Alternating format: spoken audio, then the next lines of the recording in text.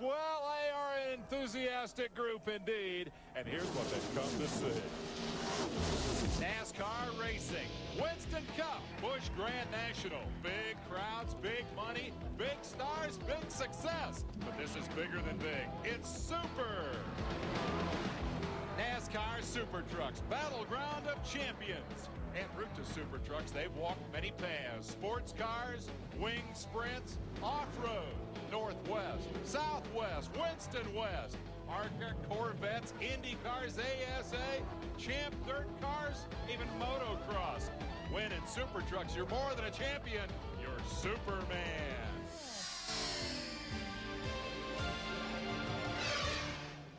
Hey, we're live in the Arizona desert where all those prospective supermen have gathered for the Racing Champions 200, Tucson Raceway Park outside Tucson, Arizona. 86 degrees, but it's a dry heat, right? Light winds, humidity about 12%, zip chance of rain. It is, in short, a perfect spring afternoon here in the desert. A great day for motorsports. Great evening if you're joining us back east where we come to you in prime time.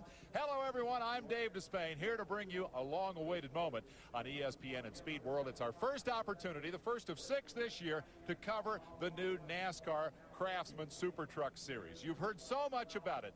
Think about silhouette race cars, a full-on race chassis with the silhouette body that mimics the production automobile. Well, today we bring you silhouette trucks, a racing chassis with the body of a Ford F-150, a 1500 series Chevy, or a Dodge Ram. Some of the most popular, best-selling automobiles and vehicles in America. And here's what they look like in racing trim out there on the starting grid. Ready to go, 30 strong for 200 laps. It is going to be a wild day on the bull ring, and I think you're going to enjoy it. We have somebody new in the broadcast booth joining us for this race.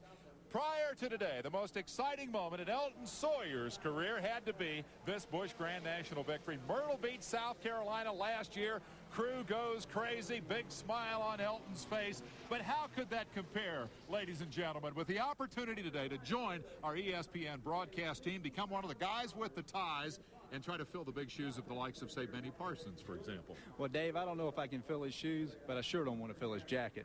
Hey, got you, Parsons. Let's talk about this series. I'm impressed with the quality of the field that we've gathered here. Oh, it's great. There's 32 championships among 32 trucks. We've got motorcycle champions. We have off-road champions, all types of stock car championships, as well as off-road. And what conclusion do we draw from that as we look at all those guys from all those diverse fields? What does that tell us about the quality of this series? Well, basically, if you take NASCAR, Richard Childress, Dale Earnhardt, Rick Hendricks, you put them all in a hat, these guys are going to come race. I mean, it's going to be a great show. I'm excited. A lot of people think that it is the most exciting motorsports success story of the 90s. We'll get an indication today whether or not that will be true as we follow the action. Our coverage continues as we go to the head of the grid, and the third member of our broadcast team, Marty Reed, is with the pole sitter. Well, thanks, David. The man sitting behind the cockpit of the number 3 Chevy truck has won 3 of those 32 championships that Elton was talking about. And inside, Mike Skinner, you toured this at just over 15 seconds. That's flying. But unlike the Winter Heat Series when there was about 20 trucks, there's 30 out here. Traffic's going to play a key factor. Oh, yeah, traffic's going to be a big deal today. I don't think it'll be, a matter of 15 or 20 laps. We'll be in lap traffic, and a lot of those guys are going to be trying real hard to stay on the lead lap, and I don't blame them. It's just the spotter may be very important for us today. The spotter has to be on his toes today, and we hope we can bring this GM Goodwrench Chevrolet racing truck home in first place for him. Well, guys, I got to tell you one thing. Somebody said if you pass here at Tucson, you can't be polite about it. I think that's a paraphrase, Marty, as I understand it. Hey, that light breeze is about to blow us off the roof. We're going to head into the booth and get ready to call the action because the green flag is coming up here on ESPN. Stand by.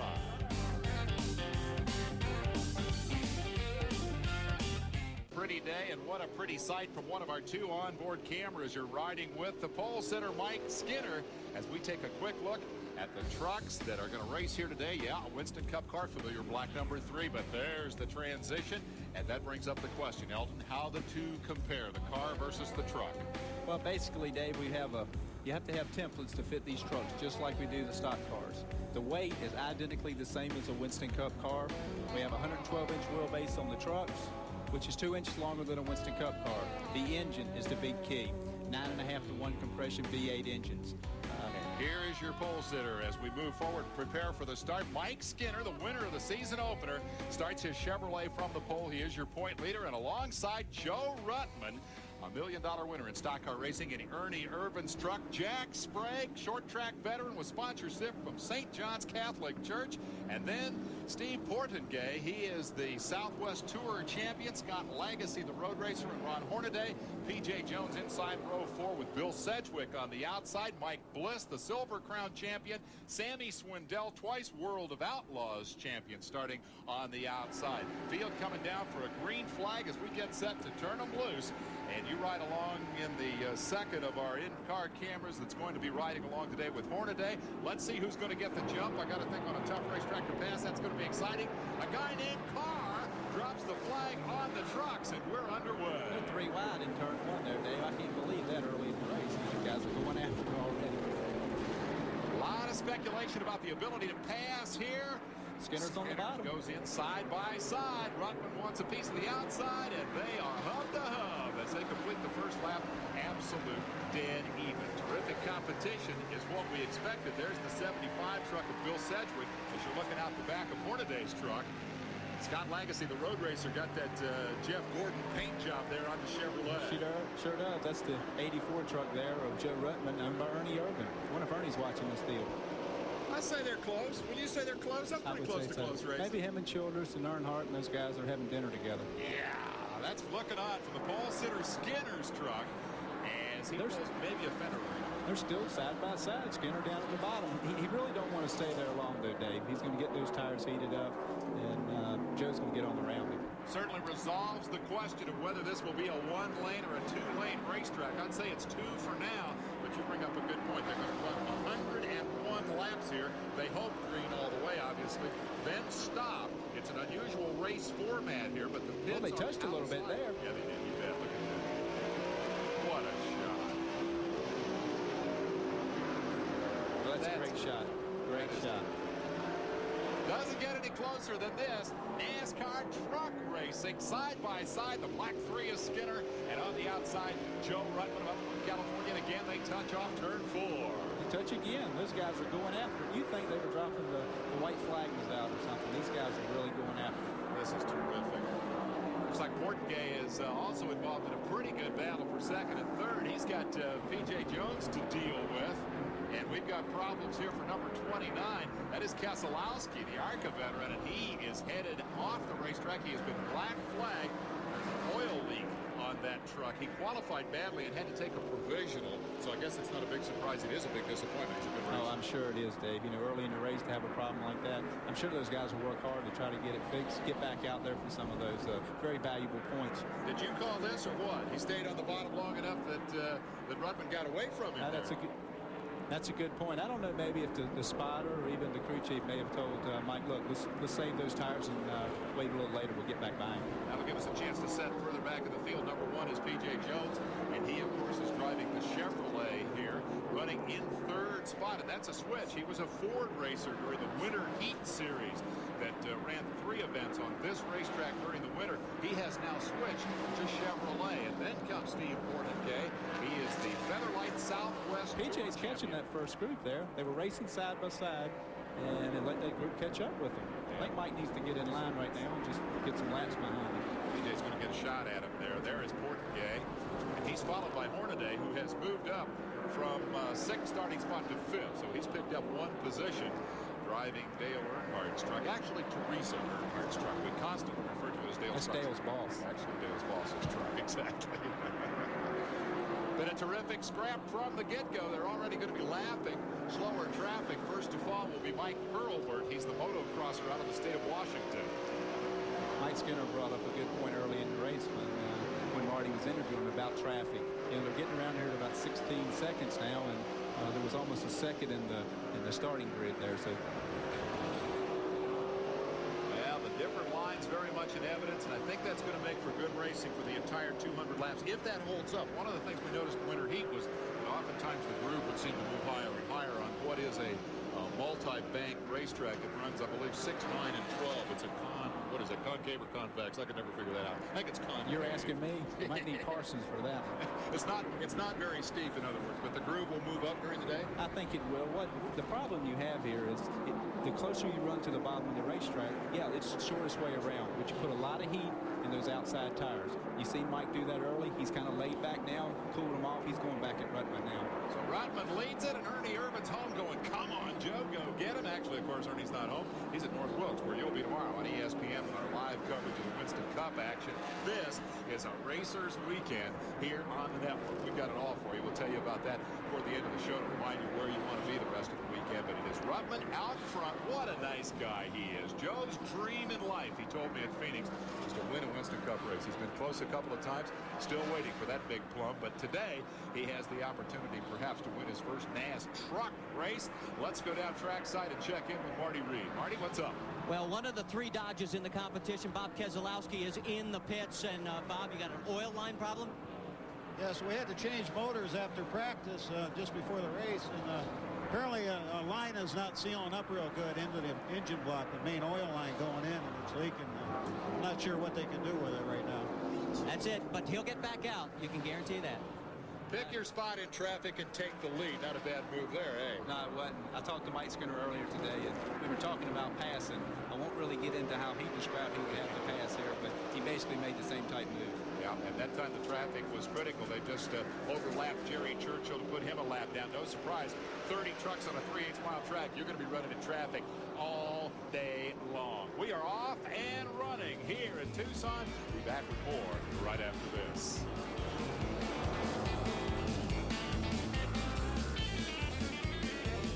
Back live at Tucson. Here is the reason we are under a yellow flag. Sammy Swindell and the Channel Lock truck had a little bit of a problem. Now, he has something in common with my expert analyst, Elton Sawyer. They have a common car owner. Now, you haven't been giving Sammy driving lessons in the truck. Nah. You're not responsible. I'm not real sure this. what happened there. We kind of catch you. There's a lot of smoke there. Yeah, Sammy and I share the same car owner.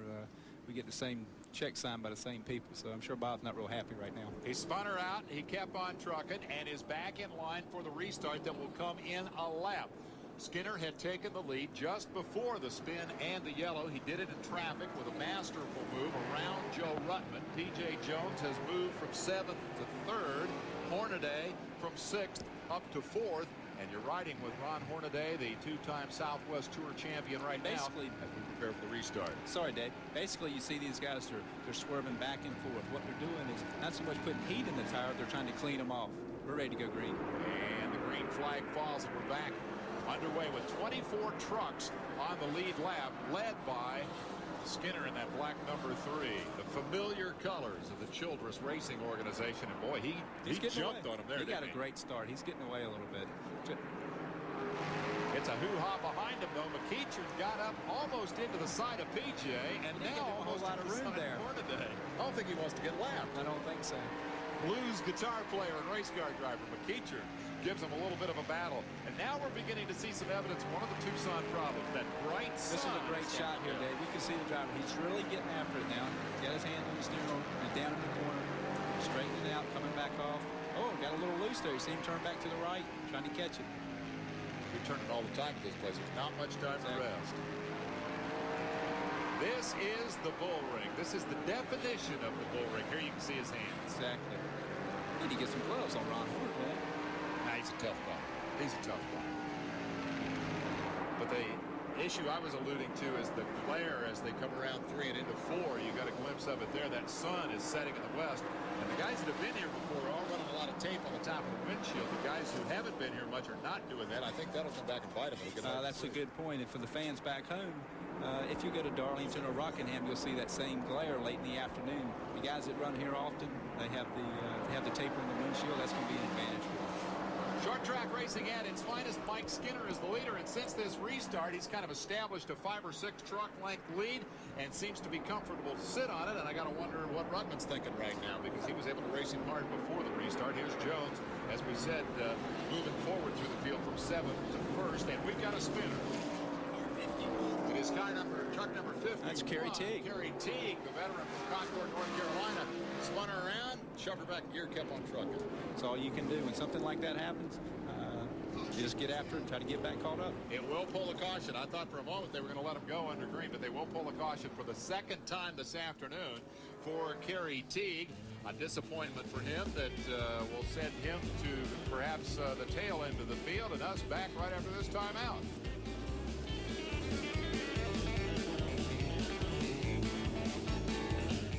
On Raceway Park, and I'm standing actually outside the track. In fact, we have a lousy view of the race. In fact, anybody back in the pits over to my left also has a lousy view. But if you look way over there, that's the area that they've set aside for all the crew chiefs and the spotters. You remember Mike Skinner talked about how the spotter would play a key role? Well, that's where they're doing all their work from. That's the only place they can really see the race.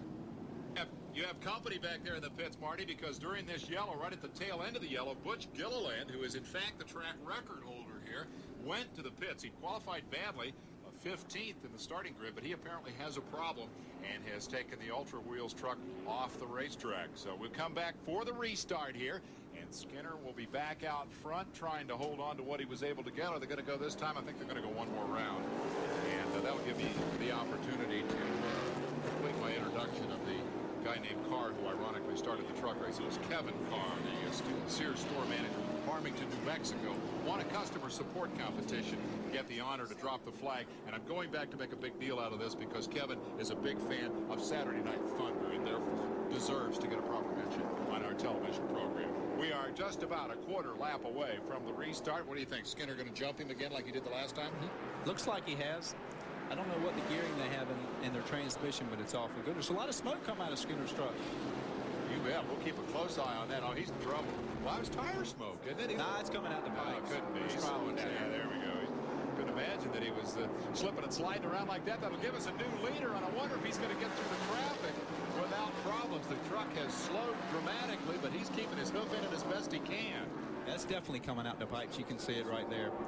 It's hard to say. Maybe they cracked a piston or something. It's I'm sure those guys will work awfully hard to try to figure out what it is. They need to get him back out for those points. The guys behind him are going to work awfully hard to not be behind him very long. That was number 83, Portengay, trying to get around. He's going to the pits. A lot of smoke, and back in North Wilkesboro, North Carolina, Richard Childress slaps his forehead and says, how can this be? Meanwhile, Ernie Irvan says, terrific. Bye, guys. Leave. There is Skinner's truck, the Goodrich black number 3. Such familiar colors in NASCAR racing. In trouble here today. Marty's there. Marty? Well, we're going to stick our microphone in here, see if we can get a word with Mike. What happened out there, Mike? What's wrong? I missed a shift on the restart, blew the motor up. Well, that's about as succinct as you can put it. So Mike Skinner, unfortunately, has taken himself out. A man taking responsibility for his own actions. You cannot knock that. Skinner says, hey, I missed a shift. Nothing else to say. Number 21 in trouble is Toby Butler. The Ortho Lawn and Garden Care Products Ford has slapped the wall. Gets her refired, but he's got big damage on the left front. He sure has. Them guys are going to have to really work hard to get the... Looks like the left rear quarter there is all up against the tire, and the left front's kind of beat in a little bit. He's moving, though. He's going to do his best to get her rolling. Going to get a great paint job on that truck, and we're going to get a quick look at how it happened here. Let's see. It's hard to tell if he had any help there. You know, going off on these turns here, the trucks get awful loose, and if you just get a little tap and get a little help, you know, things going to turn around on you. Toby Butler had an eye-opening experience at Phoenix, the opening race of this series. He finished 25th there. He drives for Jim Venable. Jim Venable is one of the guys who helped create this series. He's a legend in off-road racing. He's made a fortune flying airplanes, tanker planes that put out fires, basically, forest fires. He makes a lot of money here in California, obviously. Well, they went to Phoenix thinking, yeah, this is going to be a pretty big deal. Venable was involved in creating the series, designed the first super truck. But when it came to putting a team together, it was kind of an afterthought effort because he's basically into off-road racing. They built the truck at the off-road shop, showed up in Phoenix and said, hey, this thing is serious. And they've hired about 20 people, and they're building all new trucks.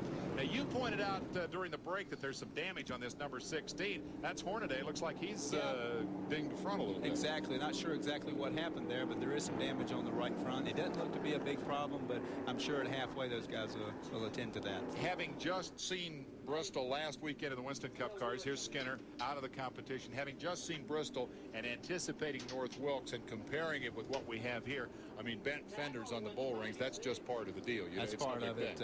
It's a body man's nightmare. Well, there are going to probably not be many straight panels left when this is over. the number 21, most recent to be damaged. Toby Butler comes out of the Northwest, had a pretty successful string of victories and career successes in track championships up there, and then went south, as so many guys do, down to try to forge a career in Winston Cup racing. And I think that he thinks that this truck deal may be his home. We're ready for the green. It flies, and Ruttman goes to the front. We're back underway here. Jorge trying to get down to the bottom. Couldn't quite make the pass there. You know, his tires were good and cool. He wanted to try him maybe once. I think now he'll sit in there behind him. Ah. Shows what you know. Yeah, exactly. He's going for it. You bet. Side by side. We've seen a lot of that today. The boss back home is totally dashed the button. Yeah, you bet. Get the pedal down, and he does it. He drives right around Ruttman on the inside. Bent up or not, that truck is handling. It sure is. I don't think here the aerodynamics really make that big a difference. You know, they can knock the hood and the fenders off. As long as the tires are going straight, they're going to be fine. Let's give a call to number 75 because he's also on the move, and that's Bill Sedgwick. Bill can't make up his mind whether he's a crew chief or a race car driver, and he's very good at both. He was Hornaday's crew chief before Hornaday got the call to drive for Earnhardt. And Sedgwick said, no problem, I'll drive the thing. And he jumps out there, and he's in 4th place. He's come from 8th, and he's doing a great job. Oh, he really is. If you notice, though, Bill has a little different line than most of them. He's up above the yellow line as they get into turn 1 and 2 here. Ruttman's thing is working on the top. He takes the Coca-Cola Ford around the outside and back to the lead. Tough pass? Exactly. A couple weeks ago, they took both of Ernie Irvin's trucks, the Coca-Cola trucks that Joe's driving, went to North Wilkesboro and did some testing. It's obvious they learned some things. You can bet the owners are watching back in North Wilkes. No surprise, I suppose. A couple of Winston Cup stars own these trucks. Irvin owns the lead truck, and Earnhardt the truck running second. And for the moment, I think Ernie's got the bigger smile because his guy's pulling away a little bit. Heck of a race. And PJ just made the pass on Ron Hornaday. It's a good move. Just drove down there, went by. Sedgwick has a notion, too. Of course, PJ is a bit of a legend for the performance here in one of the winter heat races. Broke the rear end at the break during the where they make the pit stop at mid-race. Broke the rear end, pulled in, and locked up as he pulled into the pits. The crew really were the heroes. They changed the rear end inside of 12 minutes, got him back out, and went on to win the race. So it's one of the bits of truck lore that has already been created here in just the few races this series has run. Right with Hornaday, watching Sedgwick. Checking out that different line. He's really trying to get up on the outside. There he goes. He's up there. Ron's a little bit lower in the turns than what the Bill is. Now he's going to try to turn down underneath him. He's really trying to get into Ron's head right now. If you understand what I'm saying, he's trying to intimidate him a little bit. I don't know that you can intimidate Ron Hornaday. I got to wonder about that. If you can intimidate the protege of the intimidator, you're doing some pretty good work. I'll tell you, he's all over him, and he may get alongside him. We noticed in practice and in qualifying, he had the right wheels up over the yellow line. There's a blend line to exit the racetrack. Here's Legacy. He's doing a good job. He's hanging on to these guys. Now, this is a guy who comes out of the road racing ranks. He's an SCCA road racer by heritage, but he doing a good job. Rick Hendrick, and he's done a great job. He really has. I talked to Scott after qualifying. He started 5th. Wasn't all that happy about the way his truck was driving. They made a lot of changes, track bar, added a couple of spring rubbers, and it's obvious they went the right way. You mentioned they were concerned they might go backward, but he's holding his own. Started 5th, he's running 5th. The truck's owned by Billy Hess. He got his started road racing, as we said. He hooked up with the Hendrick organization when they needed some advice about road racing, and went to him and said, how about coaching our drivers and help us work on setup? And obviously it was a match made in heaven. He's got a great ride here for the Truck Series. Back with the leaders. It has been a very competitive Racing Champions 200 here at Tucson Raceway Park. And here's a guy providing a lot of the sparks. We'll be back to see if he can pull off the pass right after this.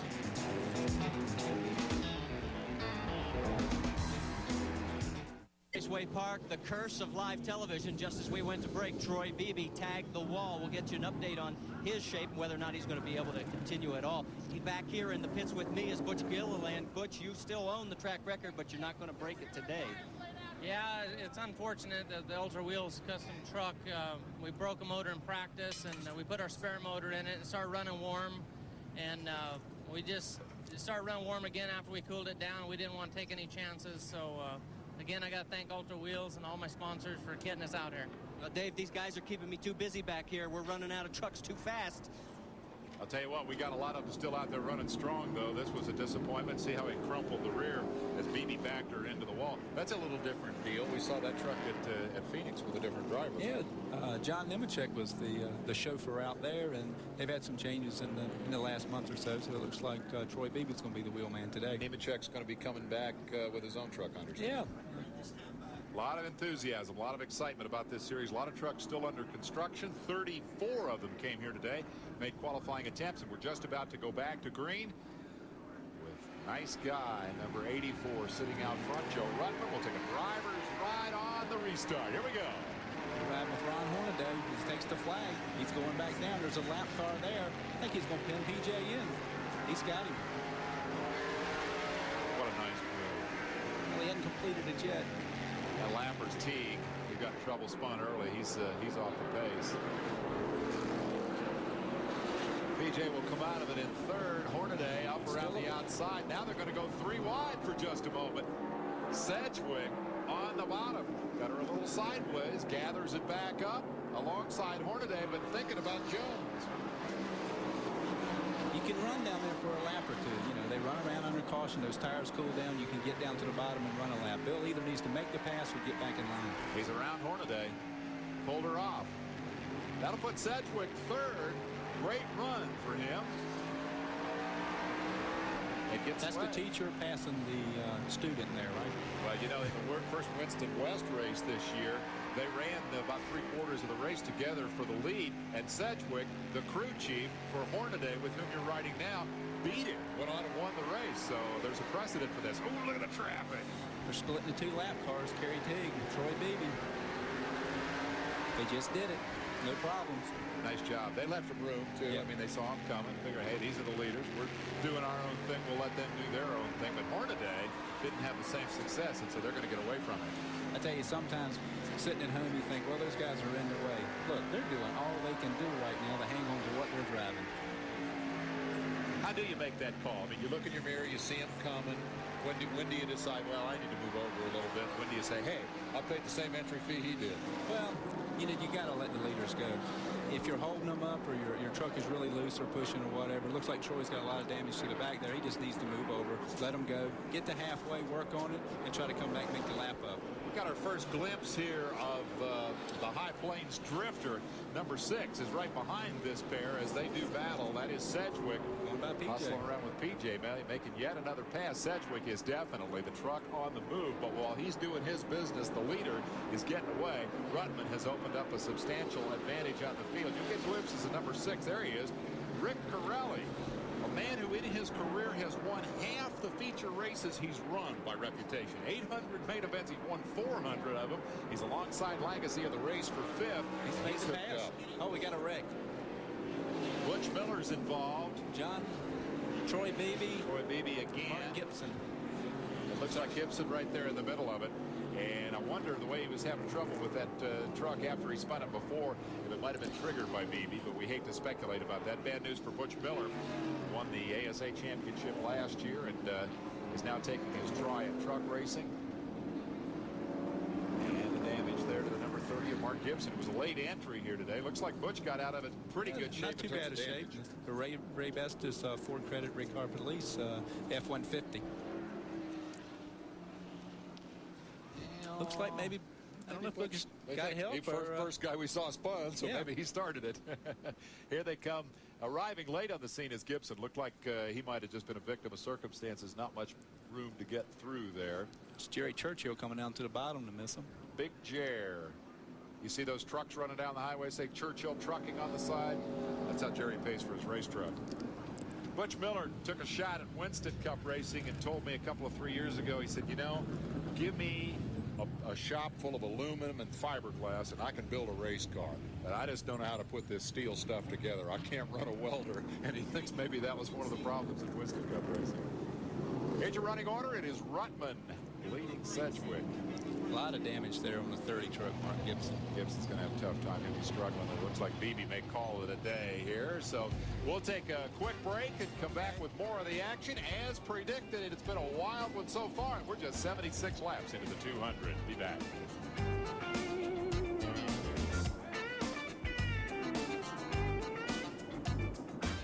We're live, we're racing, and we've got a brand new leader, or do we? Dave Despain with Elton Sawyer alongside. Heck of a truck race in Tucson. And how about Bill Sedgwick? He jumped that, or is he okay? Boy, when they dropped the flag, he was gone. I don't know if Joe was sleeping or Bill just got a great jump on him, but he's leading this thing now. Yeah, they're going to let him go, too. It's a clean start. Sedgwick has gone to the front and did so very impressively. A consistent march through the field, racing everybody along the way, but not overdoing it, not getting himself in any trouble. And I don't think bending up that truck a bit. I think it's still pretty clean. That's a good point. That's a big part of short track racing, especially at a place like Tucson here with the racetrack. Yeah, there's 3 lanes, but it's still fairly narrow. You got to use your head. You got to be around the end. He is the 4th leader of the race.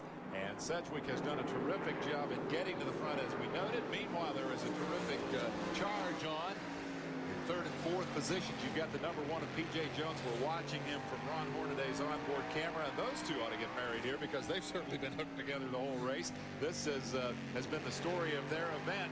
But, again, the trick is working through the traffic. They got to kind of work together here. Exactly. You know, you've got to run hard right now to try to stay on the lead lap, not to go a lap down before the 100 lap or the halfway mark. But yet you still got to try to save your truck. You can't beat the fenders off of it. These guys are doing a good job up front right now. First race at the Chevrolet for PJ in a simple matter of economics. He was a Ford racer here during the Winter Heat Series, but Chevy came up with the deal. Chevy's really committed to this thing. They have 6. Trouble on the front straightaway. We got Walker Evans spun out, and we've got Sammy Swindell spun out, but continuing to truck. He's over on turn 2.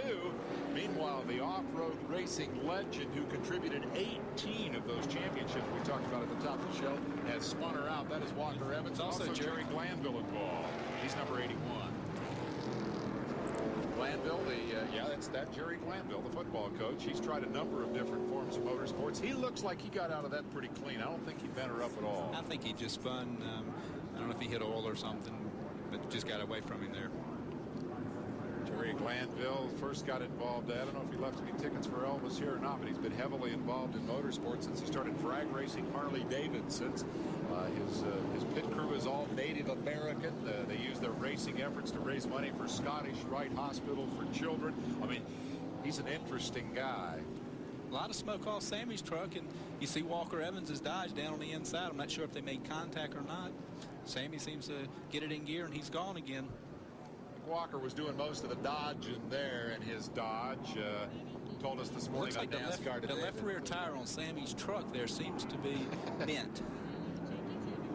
It's supposed to be round, right? It's supposed to be. Yeah, the round black things, yeah.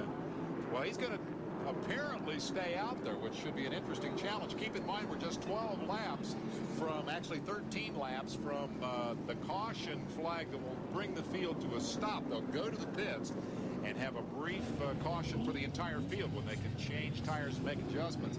Maybe he's going to try to tough it out. I don't know. I'm sure that's what those guys are going to try to do. They don't want to waste 4 tires right now. They'll try to get those 12 laps behind him, get in there. Todd Myers and all those guys will work hard to get him 4 new Goodyears and send him back out. And that makes a good point. They get a total of 4 tires for the day. The only exception being after you change your 4, if you were to cut one, then you have the option of going back and changing them. But the point is, if you go to the pits during anything other than that gap in the middle, you're done for the day. Yeah, you need to put the tailgate down, load it up, head on to California.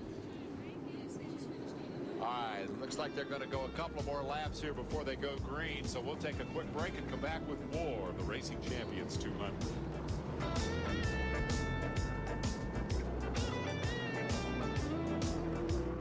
Back to green at Tucson Raceway. Bill Sedgwick, the leader, got a great jump. P.J. Jones works his way around the leader at the moment of the or just prior to the restart, we should say. Joe Rutman. Rutman, number 84, is now 3rd. P.J. got the great start, and they both put Hornaday behind him. A lot of action here. Oh, they sure did.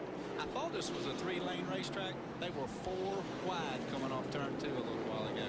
Rick Corelli, who qualified badly, started lucky number 13, has worked to 5th and is now going to be the subject of Hornaday's onboard camera as he challenges Hornaday for the 4th spot. Corelli again driving a very heady race here today. He's kept the body panels pretty straight. He's kept me out of trouble. He really has. He's done a great job. He's down at the bottom, just nice and easy. You know, he's not really working the truck hard. If he gets the opportunity, he's going to make the pass. He's gone on in a little deeper then. One of the things that sets Corelli apart from many of the West Coast campaigners is that he doesn't live on the West Coast. He was born and raised in Denver. He loves the mountains. He's elected to stay in Denver. And High Point Drift, he's going to make this pass, isn't he? High Point Drifter is perhaps a little bit misrepresentative because he doesn't drift. He's very focused. He drives all Joe the way. Ruttman was really loose off turn 2.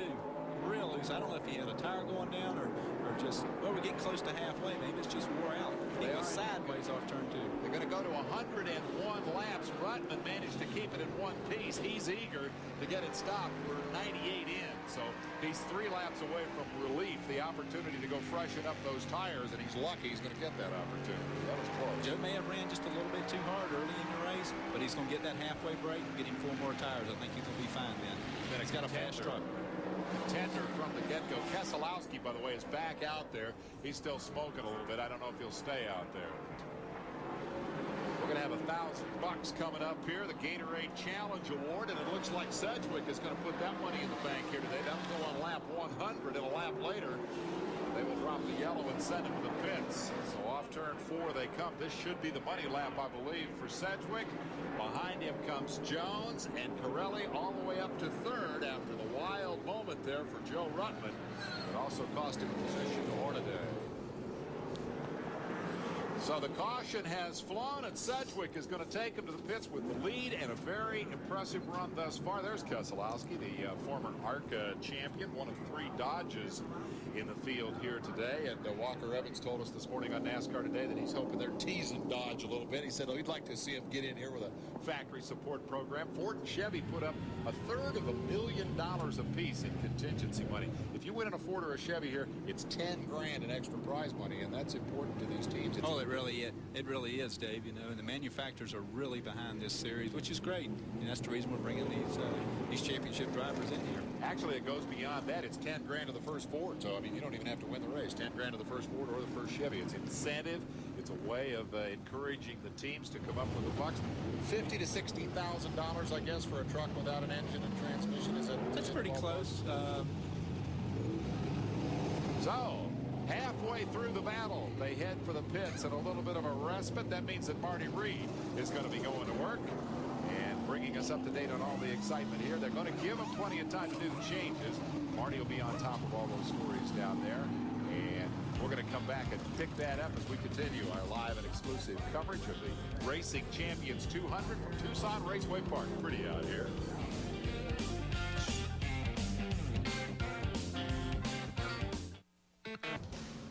I love these trucks, but I'm going to miss the thunder tonight. Dave Wilson, stay on top of the action. This kind of action coming up midnight tonight, Eastern, on Saturday Night Thunder. It's the USAC Midgets on dirt. And is it a wild show or what? How can you not like that? Thunder tonight, USAC Western States Midgets from Ventura, California. And that'll be midnight Eastern time. And halftime, if you will. Let's go down to the pits where all the action is. Marty Reed is right on top of it.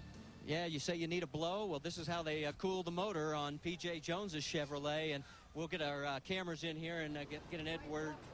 Bring us up to date. You got the 4-wheel change and everything seems to be running well.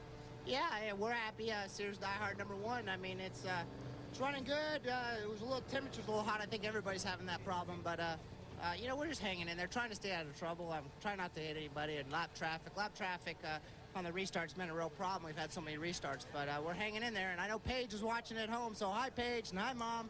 Trying to win this one for you, buddy. And we're going to bring you an update on Paige's condition with Parnelli a little bit later. But while we've got everybody in here, we're going to talk to Joe Ruttman as we move over. He's running in 5th place right now. And Joe, what about changes on the truck? What are you going to do? Anything special? Well, we weren't exactly right, but we were close, and we're afraid of going overboard with our changes, so we're going to be a little conservative. I made a couple mistakes, and that let them gang up on me, so hopefully I won't do that next time. Don't let those young guys beat up on you there. Just go punch them back. I don't know. I'm going to drink my Coca-Cola and just And just think about this. I'm gonna get even with them. That's a new and novel way of getting the sponsor name in, wasn't it? Yes, but that's also the wisdom of a veteran. Don't get mad, get even. There's 99 more laps to go. Right? Exactly. Hey, hi, folks. Nice to see you out. Is that the Linger family? You bet. Glad to see you here. The kid is doing a great job today, I promise you. Here is your running order. Sedgwick on top from Jones, with Corelli, Hornaday, and Ruttman rounding out the top 5. And we have stopped the race as planned for a scheduled pit stop. The pits are outside the racetrack. Here's the rest of your top 10. Gary Collins, Mike Bliss having a really nice run here. He's your Silver Crown champion. Bob Straight, Butch Miller, and Jack Sprague, all stock car veterans. As we say hey to the fans, let's go back to Marty with more from the pits. Well, we just missed them putting a couple turns of wedge into the truck of Ron Hornaday, and he just fired the motor up to take a listen, see if everything's running okay. What changes are you going to make? We saw him put a little wedge in. Yeah, we're going to put a little wedge in. We got a little loose at the beginning of the thing. I think we'll be all right. The track's getting hot. The sun's coming down right now, so it's going to be a different racetrack the second 100. Yeah, we know Dale's watching right now. You got any messages for him? Well, I hope his day tomorrow ain't going to go like mine right now. It's pretty tough. The guys are running real hard. They set a good, fast pace. We try to save the tires a little bit, but right now, Dale, we're just going to go out there and do the best we can. We're going to go out there and just play it cool the first half and see if we got something for the end. Well, you're doing a heck of a job on the in-car cameras for us, Ron, and we're going to go talk next door to Corelli. Come on with me over here, and we'll just stick our heads in. This is really kind of neat, being able to just talk to the guys. You're doing good. Well, Rick, tell us what you did to the truck, partner. Well, right now, I mean, with so much oil out there on the racetrack, we're a little tight right now, so we're trying to make an adjustment to get it cut through the middle a little better. But I don't know. We'll see what happens. We're rolling the dice. Well, any other changes besides that, then? We're just going to get some new Goodyear tires and get out there and get this Total Motor oil up, try and run it up front. Well, guys, they're trying to get the jack out of the way, and they're going to run over my foot, so I'm going to send it back to you. All right, fair enough, Marty. Good work down there. Corelli says he's going to gamble a little on the change, and Ruttman says he'll be conservative. And I'm wondering how much difference it'll make one way or the other, do you think? I mean, do the chassis changes that you make, are those really the key to victory in the end? Oh, for sure, especially this second half here. You know, the first part, they ran 100 laps. Looked like maybe Joe's truck got just a little bit loose there at the end. So maybe what they don't want to do is get it too tight early, where they push the right front tire off. I'm not so sure what Ron was thinking there. Maybe he's not real happy with what he has. I think they may just put 4 tires on it, make one chassis adjustment, and go get it. And you also have to consider the possibility that they may not have been telling Marty exactly what they were going to do. I have heard that they don't always tell pit reporters the truth. Let's go back and find out what's happening in the leaders' pit as the trucks begin to return to the track. Marty? Well, we just managed to catch up to Bill Sedgwick. He's on the backside. Actually, it's nice and cool under here, the canopy cover and everything. Hey, nice job getting the early lead here. Picked up the $1,000 bonus for leading at the halfway point. What about changes you're going to make for the second half? We're going to make a couple little changes, not too much. This Spears manufacturing Sunoco Chevy was really something. I'll tell you what, Chris Robinson put a ton of Chevy Thunder under the hood again for me. And I can't say enough for our crew chief, Dan Press, just coming with us this year. This thing's unbelievable. Dave Despain and Elton Sawyer were commenting how good you were on the restarts. Yeah, we got this transmission in here. It's a little bit different, something we thought about, and it seemed to be paying off. Paying off. You got the lead. Can you hold on? I don't know. You know, this 10-minute break gives everybody a chance to kind of regroup, and, you know, it's really hard to say. You know, there's a couple trucks sliding around out there, and they're going to make them better, so it's going to be a tough race. Well, they're bringing this truck back off the jack, so that means we're getting ready to go racing in less than probably about, we got a 4-minute signal. Stay with us. More from Tucson after this. Mike Bliss is an incredible open-wheel racer. For example, Indianapolis Raceway Park. Last year, he won in a midget, a sprint, and a Silver Crown car. No one had ever done that before. He went on to win the Silver Crown Championship. But I'll tell you what, he's also a heck of a truck racer, because here he is in the pits running 6th with Marty. Well, down here with the man, we just saw a lot of your highlights from last year when you won everything. You were talking to some of the guys earlier today about how big a learning curve this is, but you're doing real well right now. We're just trying to stay out of trouble, but we're getting banged around a little bit. But we're changing the bar, and hopefully we'll be a little better. They changed the bar, and actually how hard? Well, I'm telling you guys, we're going to have to go because they just said gave him less than 60 seconds, so you're going to have to forgive me because he's got to go back to work. It's important to keep your priorities straight. When they say it's time to go race, it's time to go race. Down through the traffic, back out, hang a left, wait for the red light to change, Don't see this in most other forms of motorsport. These guys have been given the command to refire the engines, head back through the pit area, back out onto the racetrack. Yeah, listening to Mike there, he's talking about maybe they changed the sway bar. I'm not sure if his truck was tight or if it was loose, but that's good. Okay, let's go back down to Marty real quickly. He's got Parnelli Jones. We promised you an update on Page. Parnelli Jones, give us the word. I know it's better. Yeah, about the last 2 or 3 weeks, he started to make larger improvements, and we've been able to communicate with him. He can write now. Mario Andretti came in to see him the other day, and he wrote Mario. He's wrote "I love you," and all the yes and no answers are usually pretty correct. So we're pretty happy about that. And he's been trying to talk, and he's been trying to walk, and the whole staff at the hospital and the rehab center are really up on his progress. Well, all I can say is, on behalf of all of us, Paige, I know you're watching. We are pulling for you, partner. Want to see you back here real soon. Thanks, Parnelli. Boy, I'll second that. There's his brother doing a great job trying to win the race for Page today. Page, of course, injured in a sprint car at Eldora Speedway in Rossburg, Ohio.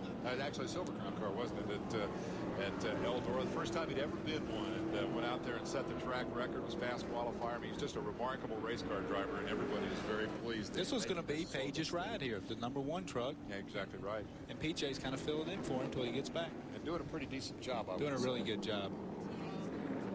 So they're forming up for the restart. Now, the trucks have all gotten fresh rubber and whatever other chassis adjustments they wanted to make. And I guess to some extent that's got to be a guessing game. I mean, we heard a couple of guys talking about the oil on the racetrack. The other factor here is that you get a big temperature change when you run late in the day in the desert. Here's how the restart order will work, but I wonder how much of a factor that's going to be. They start on a hot racetrack, 86 degrees. That sun gets down a little bit, it's going to cool off fast. Exactly. I think the racetrack will be a little tighter now. It's a little cooler.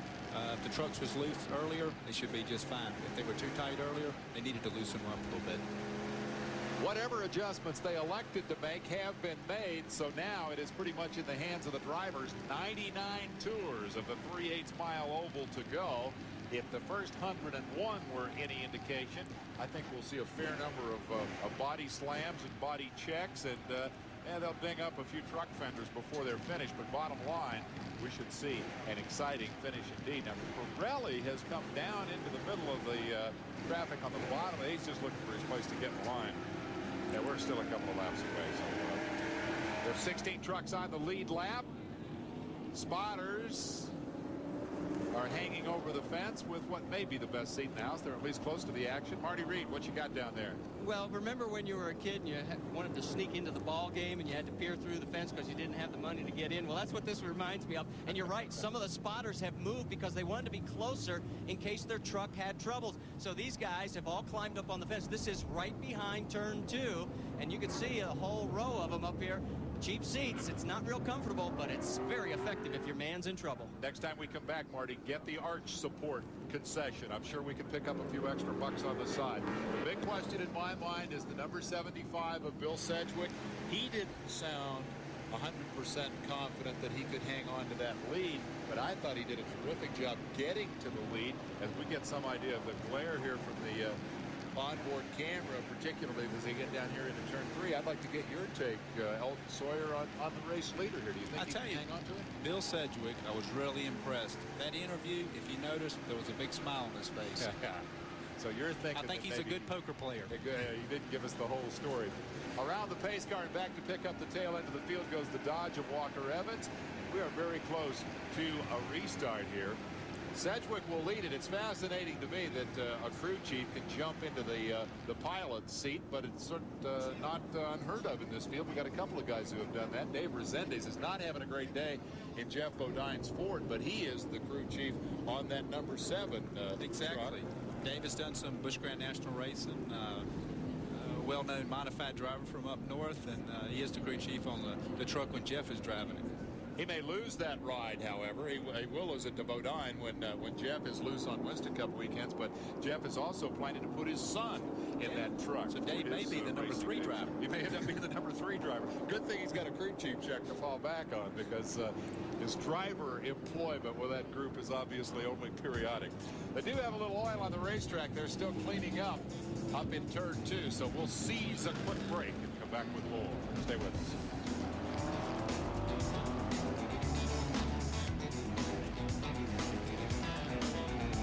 Petty's still jumping up and down. Bobby Hamilton qualified fourth. That's a great run. That team's all pumped up. They're really getting it together. Last week at Bristol, he ran awful strong, and great qualifying effort at Wilkesboro. We're still under yellow here because after the 15-minute break, one of the cars came back out and basically oiled down the. Did he? I didn't call it a car, did I? I think you did. A car. It's a truck. I was getting ready to correct you, but you corrected yourself. It's a truck. Anyway, it was a truck. Anyway, the truck leaked. The truck leaked oil on the racetrack, and so they have had to put a little more of the speedy dry back out. Got a glimpse there of Gary Collins, number 74, up on the outside. He's actually having a great run here. He's moved from 14th to 7th. We talk about crew chiefs. This guy's a truck builder. In fact, he built the very first super truck and decided, hey, if you're going to build him, you might as well get on the fun part too. And he's doing a good job. He's doing a great job. You know, after qualifying, like you say, 14th, he's up to 7th. Not only is he a good car builder, he's a pretty good driver. Take a look at that truck and keep in mind the mentality of the man who puts his heart and soul into the construction of the vehicle, the man who cares about the mechanical thing, this wonderful creation. It doesn't have a mark on it. He's not out there beating the fenders off of it like some of these guys. He's taking care of his equipment. He may have to go home and fix it. That's the reason why he's not beating the fenders off of it. He's got her from 14th to 7th, as we say. Wait a minute. That right front corner bent up just a little bit. I don't think anybody's going to get out here with all the body panels straight here today. You got a glimpse of number 20, Walker Evans, taking his position back on the tail end of the field. We're getting close to the restart. They're working in the speedy dry. Put me in the driver's seat and talk me through the mindset. Now, what are you thinking, knowing there's just 99 to go? Well, we've got 100 laps, or 101 laps behind us. These guys have made all the adjustments. Wedge, put it in, took it out, maybe put a spring rubber in. It's time to go racing now. They can't hold back anymore. Let's get after it. Green flies, and we're back underway. Lap 102. Lead trio working around the outside of the lap. Turn 2. That's Hornaday on the bottom. Is he going to squeeze Hornaday at the bottom. Nice decision. He's made it. Not only that, but he got PJ with that lapper in between them there for just a moment. The thing is, PJ really needs to be careful here. Needs to be careful. He can get over anxious and get himself in trouble. Good job there. And also getting around is Ruttman. So Ruttman will move up to 4th. Corelli got around PJ as well. The traffic really caught Jones out that time. And the leader, Ron's going underneath Sedgwick. Did they fix that thing or what? Onboard shot from the new leader for the first time today. Ron Hornaday just drove around Bill Sedgwick, and PJ has a problem. You got just a glimpse of the number 1 truck. Oh, a little touch there, looked like. This is outside the race. Left rear tire looks like it may be flat on PJ's truck. What a heartbreak. Marty Reed is there. Well, he's had a left rear tire go down. It's coming off. I'm looking for it right now. I don't know whether he ran over something awfully hot.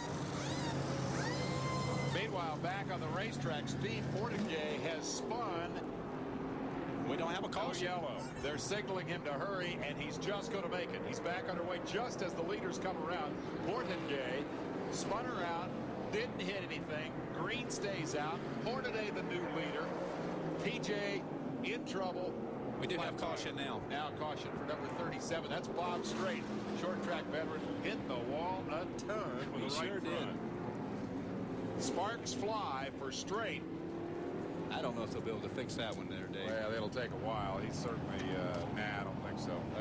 That would be a waste of time, wouldn't it? Too bad for Bob Strait. He had a pretty decent run going here today, starting with qualifying. Let's see how it happened. It's like Steve in the 83 truck just lost it coming off of turn 4. This is Portigay. Yeah, this is Steve not Portigay. Strait. Well, now maybe Strait got involved in this. Let's see. I don't think so. This is Portigay on the front chute. And the flagman, who's a story in his own right, Alan Porter, is motioning him, go, go, go, get that thing fired up, get it out of the way. Here's Teague, another short track veteran, all beat up in the left rear as a result of a separate incident. And so with the field regroup, and they're going to put a little more speedy dry out. There's a lot of oil on this racetrack. Sure is. And I don't know if that's causing a lot of these problems, a lot of the wrecks. The racetrack may be awful slick. They're going to black flag, I would assume, probably Kerry Teague. The left rear quarter panel's clean off of it. They're going to need to get in and get that taken off for sure. Don't want that flopping and flailing around out there. Let's go back to Marty in the pits for a quick update. Remember, guys, like I said, I couldn't see if it had been cut down. Well, here was the problem. Take a look at the valve stem, as somebody must have gotten inside. You can see some paint rubbed off here. This valve stem's completely gone. This one's bent and broken. And then, of course, the rest of the tire just went away. Elton, you ever had that happen to you? I sure have, Marty. That's a good point. I think exactly what happened there, the 51 truck of Kerry Teague trying to get a lap back. I think we mentioned on it earlier, they were 3 wide. May have got in the left rear. PJ cut that valve stem. PJ's back out there, but he'll have lost, I don't know, 4 or 5 laps, I suppose, now. 3 laps down for PJ. He's just racing now to get those valuable points. Well, and a very good point indeed, because the point leader coming in here, Skinner, blew up early. The next 4 guys in the point standings from Phoenix were all Winston Cup guys who were racing at North Wilkes. So really, it's a brand new season in terms of the championship, and getting all the points you can get out of here with will be the guys that are racing here today are the ones that are going to get all the notoriety and the points for the championship. We'll be right back.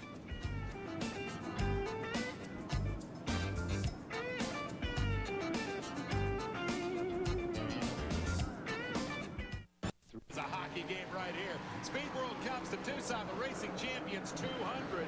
And riding with the leader, Ron Hornaday, you watch the former leader, B.J. Jones, struggle now. 3 laps in arrears. Fast truck, but he lost those laps in the pits. Right now, he may stand as a bit of a barrier between the second-place man, Rick Corelli, and third-place, Bill Sedgwick, as they try to get going down to the bottom. He's trying to get one of those 3 laps back. He don't have any time to waste. He's going to run as hard as he can run for as long as he can run. See that little touch? It was so subtle. That's close. That was a Dale Earnhardt move on a Dale Earnhardt truck. Yeah, Hornaday's probably prepared for that one, right? No harm done. BJ glued to the bottom. This allows Corelli. Ooh, they touch a little bit there. Man, look at that. PJ wants that lap back. That's a great looking truck. Now, this one is called Big D, I believe. This one's named for the car owner, but the other truck... The flame coming out of the tailpipe there. Yeah, that's what weird. that is just excess fuel that's in the tailpipes. It's just burning. It's really no big problem. No big problem. The other truck, they've got 2 here. The other one is called Neon Leon. It's named after the crew chief. They're having a lot of fun with the football player's name and the paint job. And he's going to try to get that lap back on the inside. Gives the leader another little nudge. Smart move on Ron Hornaday's part. Let him go. You let him go. Meanwhile, just as we complimented Gary Collins on keeping that truck in one piece, he has skated along the wall and scraped her up a little bit.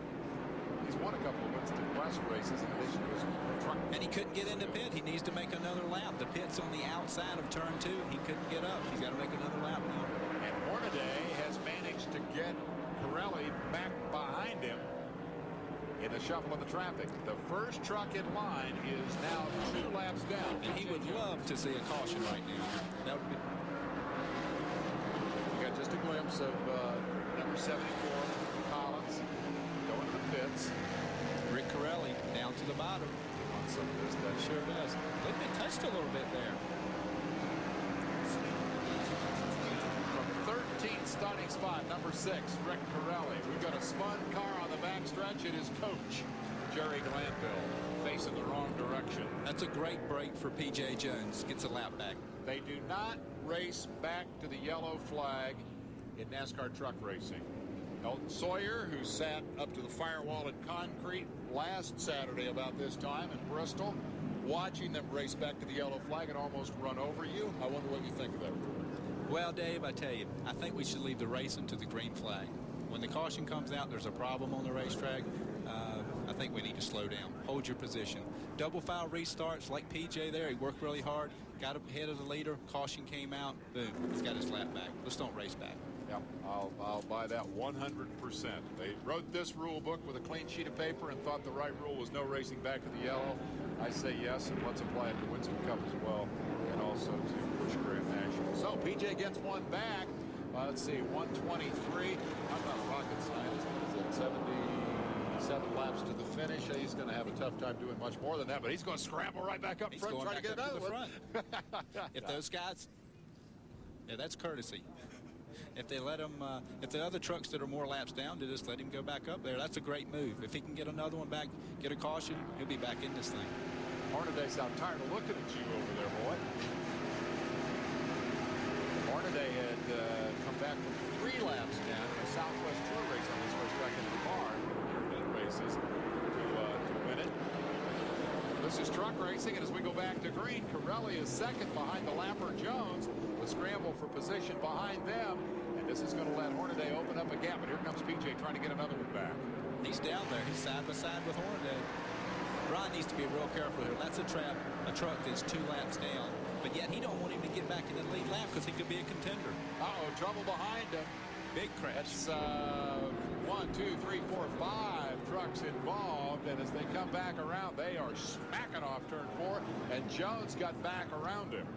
He's only 1 lap down now. I'll tell you what, this is becoming dramatic indeed. Resendez is one of those who spun out. Legacy was involved in it as well. Steve Portengay spinning again. Who did I miss? I guess the ortho number 21 involved in it was Toby Butler, and there may have been one more. Most of them are up running again. Here is the story right here. P.J. Jones has made up 2 laps, and look at that contact as they came back to the stripe for this one. Oh, they hit pretty hard there. Brian's giving him plenty of room. And there's your spin. Scott Legacy slows down. Looks like he has no damage. Sammy Swindell to the bottom. Yeah, good job for Sammy Swindell. Yeah, pitcher sideways, stand on the gas. He knows how to do that, right? So 5 trucks were involved. Here's another look, another angle. See how it started right there. Oh, maybe Walker Evans Walker in the 20 truck. push, Little love tap to the back of the Toby Butler truck. Or maybe it wasn't a love tap. That was a hard hit. In any case, Walker goes on by, and they stack them like cordwood behind Mr. Evans in the Dodge. Walker had a great quote down here. He said, I need some cacti here for brake markers. He's the guy who won 18 off-road champions. He didn't say cacti, he said cactus. Let's put a cactus out there so I know where to put the brakes on. Acting cruise back over to the area. They're going to glue teams quarters handle on. Well, I hope enough to satisfy the officials. I don't know if I'd buy that or not, but he wants to get back out there and log all the laps he can. Maybe just cut it off. I don't think they need it anymore. So it has been a yellow flag strewn 200 lapper here. We're 128 in, and we're working the 9th yellow of the day. Hornaday is your leader over Rutman, Corelli, Bliss, and Sedgwick rounding out the top 5. And that is a terrific run for Mike Bliss, who qualified inside the top 10 here. The Silver Crown champion is up to 4th. 1 in the midget at Winchester a week ago tomorrow. Comes back here and demonstrates his ability to manhandle a 3,400-pound truck pretty effectively as well. So Joe Rutman, I'm really impressed with the way he's making a run here in this last 100 laps. Let's go down to Marty Reed. Hi, guys. You were mentioning Mike Bliss. He's got double duty this weekend. As soon as this race is over, they're heading for the airport. He's taking the red eye back to Indiana. Guess what? He's going to be running in one of the sprinters and midgets tomorrow. Well, that's the busy workaday life of the open wheel racer. It was a doubleheader last weekend, and then coming out here this weekend to do the Far West time zone thing, and then the overnight flight back. It's all part of the business if you want to be a racer. He's got a good team going there. That's a good situation for him with Jim Smith and that Ultra Wheels outfit. Yeah, let's see what Resendez has gotten out in front of this bunch. They're not going to throw the green. PJ got right back up there in position to try to get yet another lap back, and now Resendez has gone in front of them, and perhaps that's that courtesy thing we talked about before. Or no courtesy. Resendez says... well, he's trying to get a lap back, too. You know, he has... Exactly. Courtesy has its limit. 7 has been run over a little bit, or run alongside. They've been rubbing a little. It's like maybe he was at Darlington, the little Darlington strike there on the right side. Rubbin's racing. They say Short track the cars get out at it, and it's very much the same with the trucks. 130 down, 70 to go. They're going to run them around one more here. But I'm not sure. I guess they're still just warming up the field, but I think they're going to go next time live. Well, PJ may be the story of this, but there's a good look at the extra decorative design, the exciting new graphics on the side of the Excite number 7. I'm sure Jeff's sitting back watching this. Pretty excited about his truck. Behind him, PJ, who is the story of the race, trying to win it for his injured little brother. 3 laps down with a flat tire. has 2 of them back and is looking for another one as they come to the green. Hornaday is 16 the leader, takes him 3 wide. PJ put Resendes away in a hurry. And he's going after Hornaday. Ruttman trapped on the outside. Remember, he's the real second place driver, and here is PJ. And he's got it. He's on the lead lap. Back on the lead lap. Now he needs a caution. It's all been followed his way so far. Let's see if Hornaday will perhaps mount a more stiff resistance this time. I don't think so. Nah, I think so. I think he's going to let him go. There's 70 laps to go here. He's going to save his tires and have something there at the end. Do you think it's a trap if he would get lured into racing with him? Uh-oh, trouble here on the number 23, TJ Clark.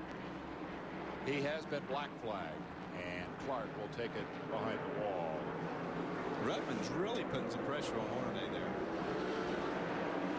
PJ made up 3 laps in 21 with the help of 3 cautions.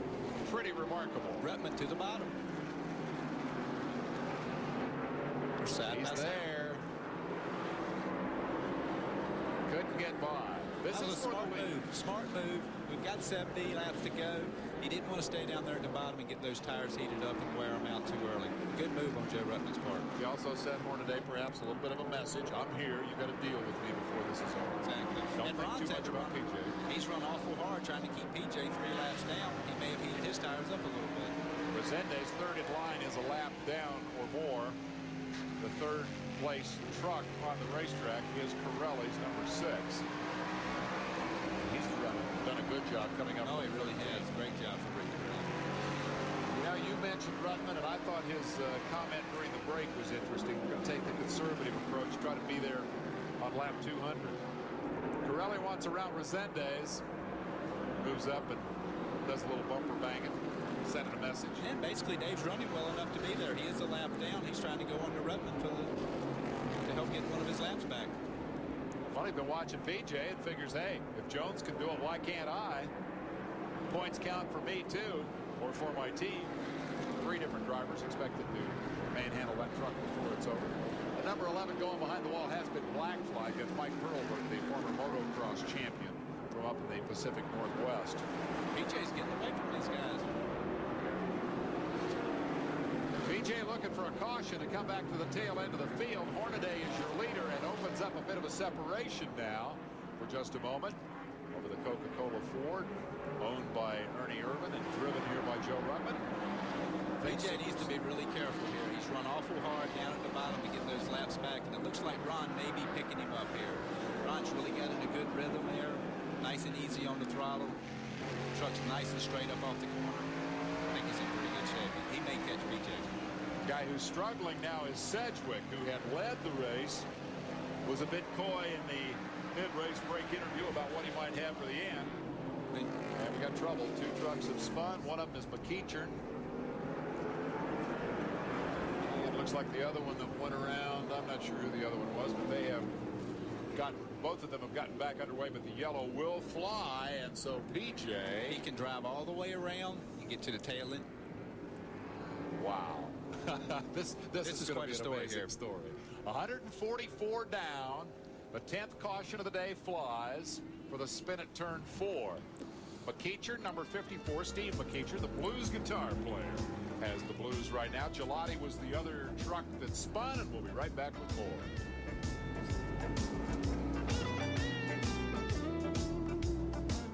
The most varied resume in the field today, P.J. Jones winning at Daytona in the Toyota IMSA car.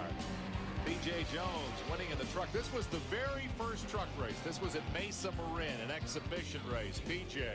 comes out of the cockpit and says, I'm a winner in Tucson as well. That was during the winter heat race when he had the remarkable event with the broken rear end, came back to win it. He may upstage that story here because he is 10th back from 3 laps down. Now, it's one thing to get up alongside Hornaday, get the fender out in front of him, get a yellow. It's incredible luck to have that happen 3 times. But now, as we sort out a bit of a front straightaway melee here, I got to wonder about the difference between accomplishing that and marching through a field of very competitive trucks to get back to the front. That's a great point, Dave. I'm not so sure that, well, I'm pretty sure that the spotters on the 16 truck were telling him, look, PJ's 3 laps down, don't race him real hard. It'll be a little more difficult to get by now. It'll be a double file restart. There will be 9 trucks in front of PJ. Hornaday is the leader, and we've got 52 laps to go. PJ, the last truck on the lead lap. Hornaday moves right up in front of Resendes, who wants his lap back as well. And again, Hornaday will use that opportunity to open up a little gap. 3 wide on the back straightaway. Here he comes. Rutman is second. That's PJ charging through the traffic. Lagasse, the next man in line. He's number 24 with that Jeff Gordon paint job. How much can he afford to cook the tires, I guess, at this point? It doesn't make any difference. He's got it on the mat, running as hard as he can run, trying to get back up there to the front. Hornaday worried about Resendes. Said, I know PJ's back there, but right now I got this guy trying to beat my fenders off here, trying to get his lap back. Resendes is really running hard. He's trying to get one of those laps back. Ron's truck seems like it needs a few laps to get some heat in the tires where he can take off. On the other hand, Rutman has not been able to get around Resendes and get up there and put any pressure on Hornaday either. So Ron Hornaday is having things all his way. Yeah, the bad luck fell in terms of PJ getting all those laps back. PJ's still got a bunch of hustling to go. He's around Lagasse, working his way through the back of the field. He is absolutely cutting a trail through lap trucks. He's up to 7th and climbing. This is the story of the Racing Champions 200. PJ Jones with an inspired drive, 47 laps to go. Can he get there? Just weaving in and out of traffic. He's just driving for everything he's worth. The next position in front of him would be Butch Miller. We'll be looking for Butch Miller. The lapper here has hit the fence a couple of times. Toby Butler, and PJ will dispose of him easily. That's Miller down on the bottom of the racetrack, taking the low line, and he will be the next man in line as PJ goes after 6th spot. PJ's been at the bottom. He's been in the middle. He's been on the outside of this racetrack. He is just coming through. Remember, he lost the 3 laps to a cut valve stem. If you just joined us, there's nothing wrong with the truck. They slapped a new tire on there, and again, that's within the rules. They got 4 new tires on the brake. They immediately had the valve stem knocked off one of them, so they get to change that one for free. They come back out 3 laps down. They get it all back through the yellows and the good fortune, and now he races for 6th spot with Butch Miller. And Butch is definitely liking the bottom here. I never thought he could make up 3 laps on this racetrack to go that many laps down, but he's done a great job. Hornaday is hoping to leave him for dead and not have to worry about PJ, and in fact, he's getting away from the 2nd place truck pretty effectively. Resendes remains the lapper between them as PJ goes up to the outside. Bill Sedgwick. Sedgwick is the next man he'll pass. That's 98 down on the inside. That is Butch Miller, and he will lose 6th spot here. 75 is next in line. That's Sedgwick. He's 5th, and PJ's after him. Trying to think if there's something wrong maybe with Butch Miller's truck. He's way down at the bottom. He's cutting the same laps, same lap times, though. I thought the same thing at first, but it's taken PJ about 5 laps to get around him, so he seems to be cutting some pretty good lap times. See, in front of both of them, he's passed. Maybe Butch has figured out something. Walker Evans. Past Sedgwick as Evans spins it in 4. He needs to sit still right now and not Yellow move. flies again. Stay calm, Walker. I'll tell you what, he's having a lot of fun doing this and adapting pretty well to the bull ring here. I mean, this is a guy who races 1,000 miles down the Baja Peninsula, coming here and running with 30 trucks on a 3/8 mile oval. This is a little bit of a change of life. I bet you go interview him right now. He's not having any fun. Well, I suppose that's probably true. Man, you hate changing clothes and having the boiled shirt on before the end of the day. But Mike Skinner came in as the point leader. Missed a shift, broke it early. Oh, had an awful good truck, too. I'm sure he just feels terrible, but an awful big man to take the responsibility there. Said he missed a gear. Hey, he'll go on to the next race. Yeah, it's you called that one exactly right. No hedging, no dodging. He could have said, oh, yeah, I don't know, the thing just quit. Well, he missed a shift, and that was the reason. Now, the 7 truck of Resendes did beat the 16 of Hornaday back to the line at the end of the lap prior to the yellow. When you don't race back to the yellow, you have to have a place to go back to for scoring purposes, and it is the end of the previous lap. At the end of that lap, Resendes, in fact, did have the nose in front of Hornaday, so he will have picked up a lap. He is not yet on the lead lap.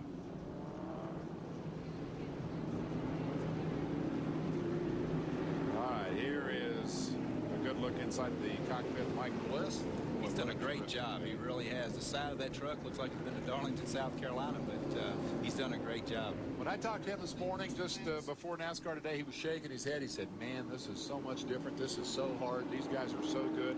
They've got so much experience. I just got to get laps. I just got to get seat time. And here he is running third. This is really strong. Oh, it really is. He's done a great job.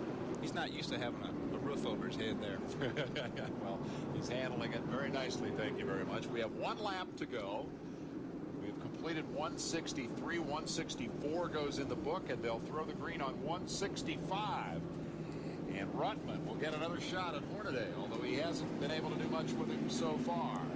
P.J. Jones will try to clamber inside the top 5 from, I believe, now 7th. Butch Miller is being shown as 5th, and that means that the 75 truck of Sedgwick is 6th and Jones is 7th. So he picked up a couple of spots pretty impressively, but they'll get tougher to pass as he gets they to sure the will. front. As you get closer to the front, those guys are not going to be as easy to get by. They're ready to go green. All right, here we come. Green is out. Hornaday the leader. Let's follow him around. Great jump. That's just what Ron wants. He wants to get a lap car in between he and Joe Ruttman. Of course, Dave Resendez has better ideas there. He's going to the bottom. About the last 3 have been carbon copies, each of the previous. The restarts, the pattern. Hornaday gets the jump, puts Resendez between himself and the 84 of Ruttman. Following PJ, not able to do anything with Sedgwick thus far. And I continue to wonder if Ruttman is lurking. I still believe he's a pretty good poker player. Yeah, you said that before, and we'll know in a pretty short time because we're down to 33 laps to go. I'm sure he and Ernie have sat down and discussed the type of strategy they'd like to run this race, and I'm sure Joe's was going under Ernie's direction, even though Ernie's back at North Wilkesboro. Of course, he and Ernie were out testing in the trucks last week, and Joe was quick to admit this morning that Ernie just ran away from him. Ruttman's caught the leader, and PJ continues to work on Bill Sedgwick for 6th. And Dave Resendez has got by the leader. Got one of his laps back. Resendez has unlapped himself, and now you're looking at the Coca-Cola F-150 as the Craftsman NASCAR Super Trucks have at it. We have a battle for the lead, and it is the 2 red trucks in Chevy versus Ford.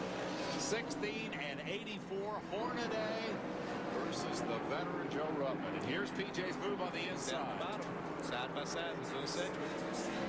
That's for 6th position. 30 to go. PJ to 6th. Oh, it runs Bill up just a little bit. Got around him that time, completed the pass. It'll get tougher from here. It's a race against the clock now for P.J. Jones. And the next man in line will be Bliss, who has lost a couple of spots here. Pirelli has moved around Bliss, and Bliss will be next to come under fire from P.J. A couple of open wheel veterans. Those guys have raced each other before in much different circumstances. Exactly. Check out Butch Miller. He is really on the move down on the bottom. That's really impressive. His truck really must be working well. The only guy who's really been able to make it cook down there. We're getting down to the end. We've got 27 to go of the 200 that make up the Racing Champions 200 here in Tucson. Stick around. It's going to be a wild finish.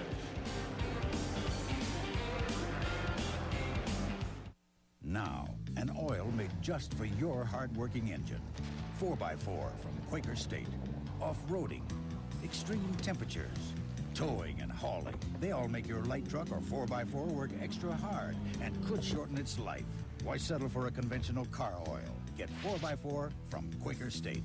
Now, an independent test proved 4x4 superior to leading conventional car oils in protecting against deposits that can shorten engine life. When I punch the clock, I'm a working machine. I got boots to do the job, got my Wolverines. I can tame a wild jackhammer, rewrite miles of interstate. I can work like hell, never get the blues, 'cause I feel like heaven in my Wolverine boots. Wolverine door shocks, guaranteed comfort or your money back. Work like hell, feel like heaven. Wolverine door shocks, made in the USA.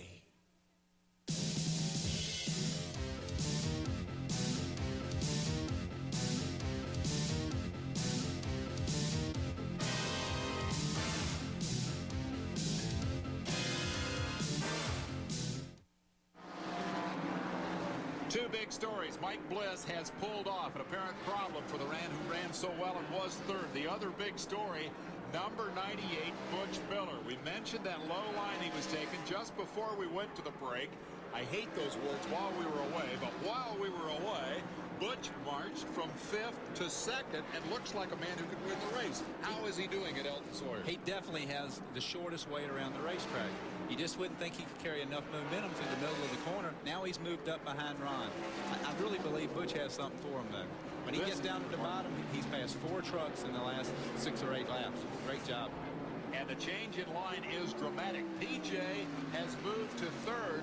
Remember, he got to the bottom help here. Butch to the bottom, challenge for the lead. Can't get by. Rudman has backed up. PJ has moved up. Bliss has pulled off. And number 98, Butch Miller, the ASA champion, is the story of the moment. Look out, he tangles with Resendez there as the lap car gets in front of him and gives Hornaday another little break. Can Butch go back to the bottom and get around Resendez? I think so. He's actually up there on the top now, maybe cooling those tires off. You know, it's definitely an easier way around the racetrack at the top. He's down to, he's making it work down at the bottom. That's magic. Left side tires below the white line. Well, we said earlier in the show that the line would probably move up the racetrack. Butch Miller says, you guys got it all backwards. You're upside down and all wrong. He has the truck below the white line. Butch really, he's got a great line there, and looks like it's working for him. What do you reckon Hornaday's thinking? I mean, what do you do? Well, as many laps as Ron Hornaday and Rick Corelli have at this racetrack, they can't run at the bottom. They'll be talking to Butch. Look at that. Great shot. With 15 to go, Butch Miller got in front for a moment. Hornaday is not going to give it up easily. He's worked too hard for this. This is terrific. Oh, this is great racing right here. A pair of 3,400-pound trucks having at it side by side. 98 Butch Miller running the Ford right alongside the race-long leader Hornaday in the Chevy. And guess what? Butch is back. His camera, you could get a glimpse of PJ coming after him. Yep, he's on the move. Butch may have just backed off a little bit there. He's going to have one more chance to make a run at him. PJ's on the move also. It's going to be a great race here at the end. There is Jones with 12 to go and traffic ahead. It cannot finish under yellow. It's another great rule for the Super Truck division. So Hornaday in 16 leads it.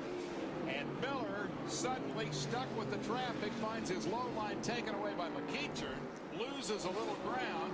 He will likely come under immediate fire from P.J. Jones, who looked like he was going to be the hero of the race. Talk about drama, talk about excitement with 10 to go. We always make those promises at the top of the show and hope the race will pay off. Today, I think it's going to. Oh, this is great. I'm getting excited just talking about it. It's got the hair on the back of my neck up. Churchill on the bottom of the racetrack is taking up Butch's line, maybe. This is a huge break for Hornaday. Oh, it really is. He caught lap traffic just perfect. Made some good moves. Put a little distance between him and Butch. I'll tell you, though, during that last commercial break, Butch made up way more than this amount of traffic in about, or this amount of ground, I should say, in about 4 laps. So he's still got time. Oh, he's got one more run at him. PJ's caught Butch, though, so that's going to be a little bit of a problem. He's going to have to look in his mirror a little bit, not to lose second. Is this one of those times when the crew call you on the radio and say, if you got anything left, now's the time to use it? Yeah, like he's not running as hard as he can possibly run for everything. Here comes PJ, shot through the gap in traffic. Jones goes to second. Butch Miller has slipped back to third. He led the race, maybe not at start-finish, but he had a fender in front of Hornaday. Now he's back down on the bottom trying to get back what he had. PJ has 6. I think the tires on the 98 truck, I believe they're gone. I believe Butch is he's sideways off in 2. Yeah. Well, look great effort. Just used him up a little bit too much. He did not lose a position there to Resendez. Resendez is a lap down. PJ, I don't know. It's going to be tough. He's got 5 laps to catch Hornaday. I think Hornaday may have played this thing very, very smart. He's done a great job. Really has. The laps winded down. Miller's in big trouble. He's got a flat tire. Left rear tire of Butch Miller's truck. He spit it off. And the yellow will fly. Oh, this is a break for PJ. Oh, boy. There's the tire. We literally ran the tires off that truck getting to the front, but the race will not end under caution. So PJ, who must be thanking the god of yellow flags today. We'll get The racing gods have looked down on him.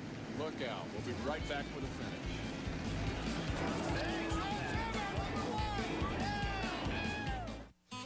You know, at AutoZone, we know our customers work just as hard as we do.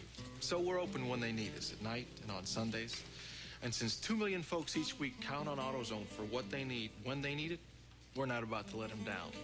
That's why we carry so many parts and why we price them so low every day. You see, selling top quality parts at low prices every day is how we make a living. But helping customers, well, that's how we make friends.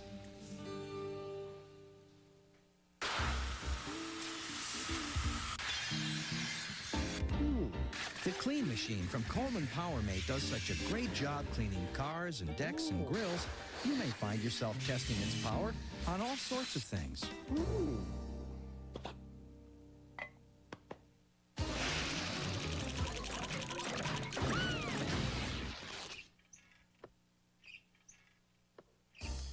The Clean Machine from Coleman PowerMate. Okay, no one really wants to talk about tires, but you know what? Firestone's having this big sale, and I'm talking about it. Don't touch that remote. I'm looking at tires. The big, the bad, the walk on water. I'm looking at sale prices, too. But you don't want to talk about it. Sit down.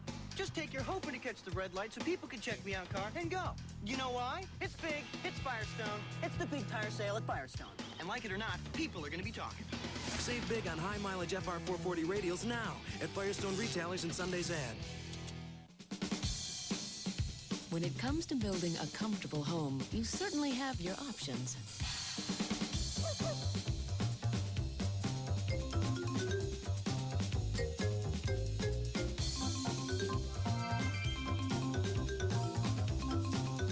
But making your home feel as good as it looks requires an essential. Ask for Tyvek House Wrap from DuPont. It helps keep weather out, comfort in. And that's basic to better building. We're back. Alan Porter prepares to drop the green flag for the final time. It will be a 2-lap shootout between number 16, the Chevrolet of Ron Hornaday, owned by Teresa Earnhardt, and P.J. Jones Chevy, number 1, who's come from 3 laps down to have this one last shot. The rule says you can't finish. Great start for Ron Hornaday. He's gone. He really got the jump. This is lap 201. It's a scheduled 200 lapper, but it can't finish under yellow. Hornaday really got a great start. PJ did not. May have been sleeping just a little bit. Boy, that's a bad time to fall asleep. White flag, 1 to go. Hornaday's got it when it matters. Sedgwick is underneath Corelli, and they touch. Spun it. Sedgwick trying to pick up a position. White flag out. Will they throw the checker? Yes, for Ron Hornaday. The flag falls on Ron Hornaday. The checkered flag fell. The spin came on the last lap. Hornaday did it when it mattered. Congratulations to the Earnhardt family watching back in North Wilkes. And did we get our money's worth today from the NASCAR Craftsman Super Trucks? Unbelievable stories all the way back through the field. Here comes PJ. Up to congratulate Hornaday. Thumbs up for both. Oh, that was a great restart there for Ron Hornaday. Knew what he had to do.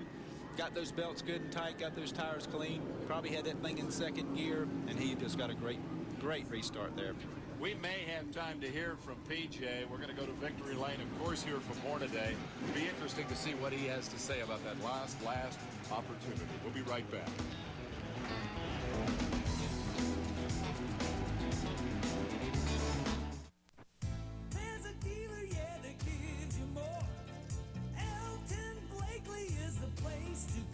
Our most important customer is you today. For cars and trucks, yeah, come in now, you can say Elton Blakely, Ford, Lincoln, Mercury, Honda, Mazda, we're the ones to see.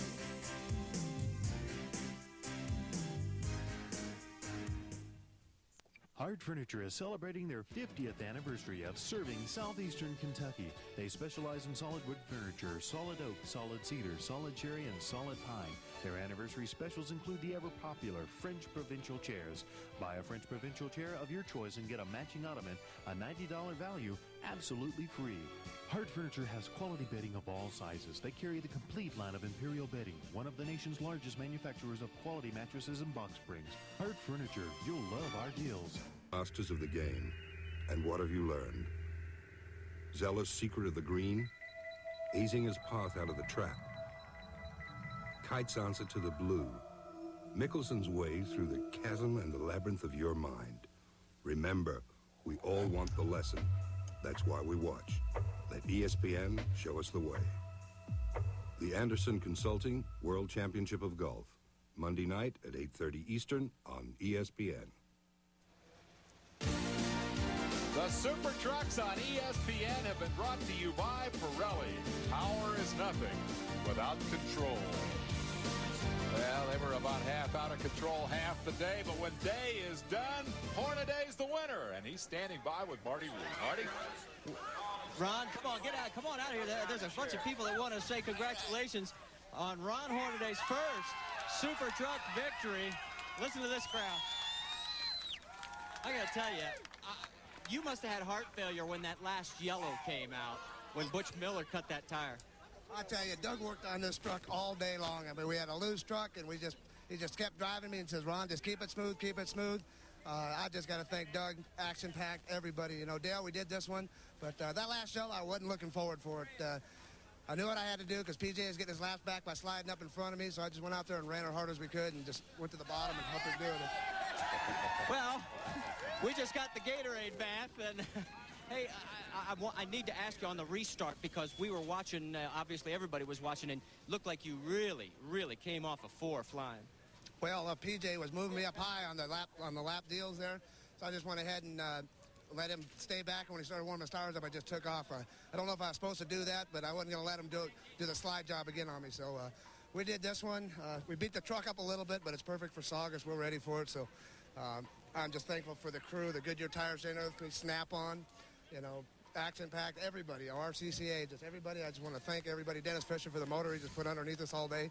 But, you know, this one's for Teresa. There you go. I was going to say, you almost forgot the boss. I didn't forget the boss. You know, Teresa's behind us 100%. And we knew we ran good here. And we just had to come out here and do it all. Ron Hornaday is your winner here at Tucson Raceway Park. We'll be back with more right after this.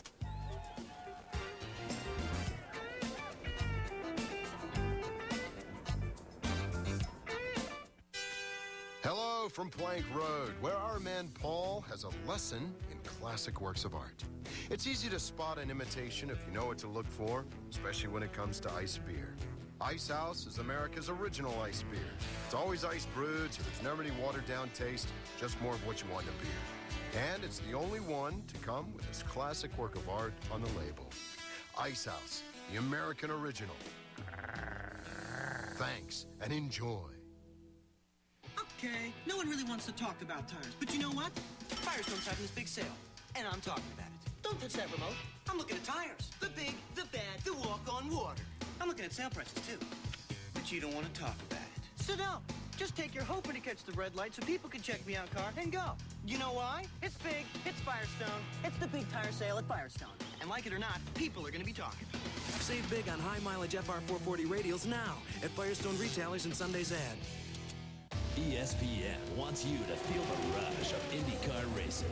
Enter the ESPN Legend Return Sweepstakes, sponsored by Firestone, and you could go to the Indy 500 as a member of the Patrick Racing Team. Runners-up get Firestone Firehawk tires or racing jackets. To enter, visit any Firestone tire retailer or send a postcard to the ESPN Legend Return Sweepstakes, P.O. Box 518, Hermosa Beach, California, 90254. The ESPN Legend Return Sweepstakes, sponsored by Firestone. I think this is the prettiest time of day in the Mojave Desert. The quiet at the end of the long, hot day. Marty Reed with the man whose thoughts are perhaps of most interest right now, the guy who came second today. Marty? I know your heart must have just sunk when you 3 laps down with the valve stem breaking. But, man, you really put on a show coming back. Well, I mean, the guys gave me a great car. We made a couple little adjustments, but the red light, and it was the temperature gauge was pegged the whole race. And last about 10 or 15 laps, I was getting burned by some steam and stuff coming in the cockpit. But Die Hard crew did great. Sears Die Hard, #1 truck, my car owners. Craftsman put a great series together. NASCAR promotes it awesome. There's so many people interested in this series. It grew so quickly. And Paige Jones, you know, this one was for you. I know he's watching right now. And get better, buddy. We want you out here. This is his ride. So. Now, you know, you were doing so well when you were catching the laps back, but the last restart looked like he got you. Well, yeah, we just kind of made a little bit of a mistake with transmissions. We didn't quite get the right gear ratio. He likes to come down real slow, and I had just too high a second gear and way too high a third gear, and I just couldn't get a good running start. And I tried at the last restart, and he just messed me up. So he did a great job. He was fighting me, trying to get my laps back, and I had to, do him a little dirty a couple of times just to put him up there in the gray to get by him. But he's a great racer. He charges hard. He needed to win. So. Well, I know you guys are disappointed, but you put a wonderful show on for everybody. We enjoyed it. Well, we appreciate it. Without Sears and the series and ESPN for televising it, thanks a lot. David? I'll tell you what, that was an inspired and an inspiring ride. It was just a terrific run for Jones and a great day for the Jones family. And Paige, we sure hope you enjoyed it, buddy. We're, I hope, going to have time to hear from the third-place guy because he was sort of the forgotten man all day, but when said is done, the High Plains Drifter ends up third. Let's go back to hear from Ron Corelli. Rick Corelli, they were saying, you sort of got not just short shrift, but you weren't in the picture a lot, but boy, you were steady all day long, and there you were right at the end. A nice job on third place. Yeah, I feel good. After our disappointment in Phoenix, we come down here and ran hard. We were running really good. I had a bad qualifying run, but the truck, we were just off a little bit. I was a little tight, good at the start of the race, and then there was a truck spun out on the back straightaway, and I bumped the front end and knocked it out. And I knew I didn't have anything for him up front, but I want to thank ESPN and NASCAR, and I tell you what, this is going to be a heck of a series. And Total Motor Oil, #6, we'll be back. We're looking forward to going to Saugus, and I want to say hi to my wife and kids and wish them the best. Yeah, Rick, you're not going to like it, though, because now you owe $1 to the pot because you said car instead of truck. We made that rule today, so, hey, appreciate the great run. We'll be back to close things out here at Tucson Raceway Park. Stay with us.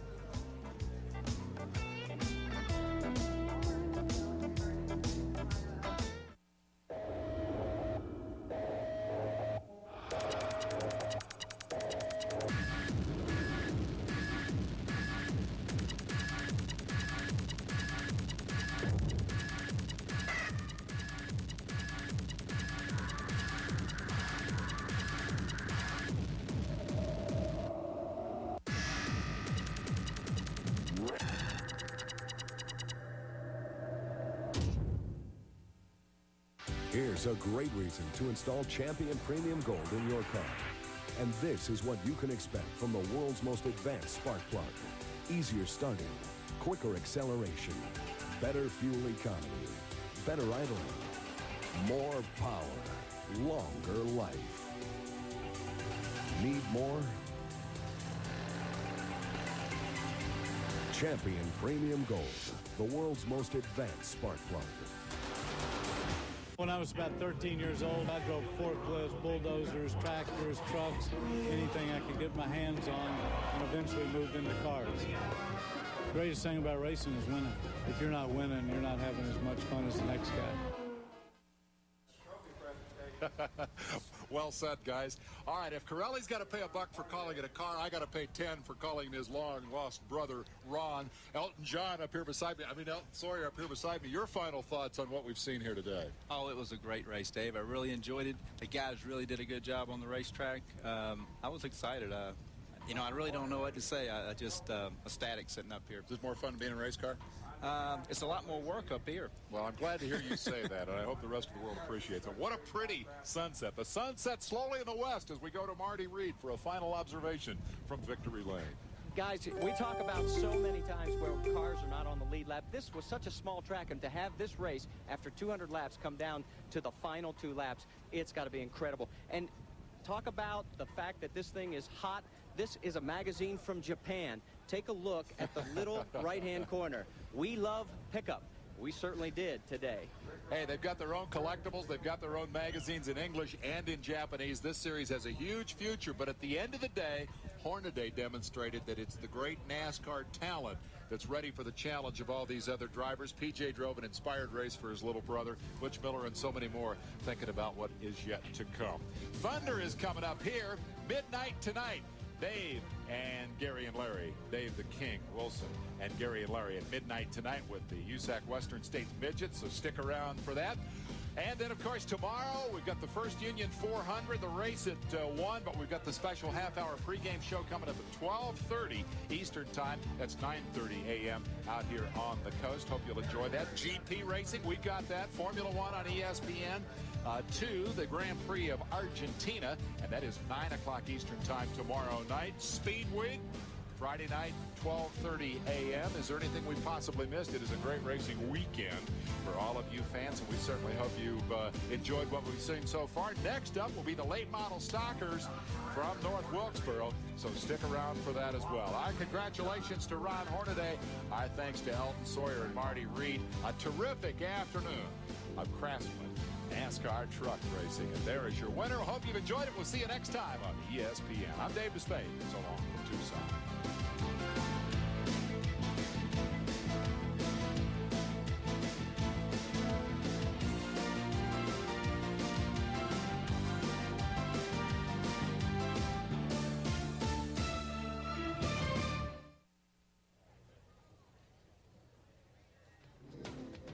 These are the faces of the future. Nashville Network.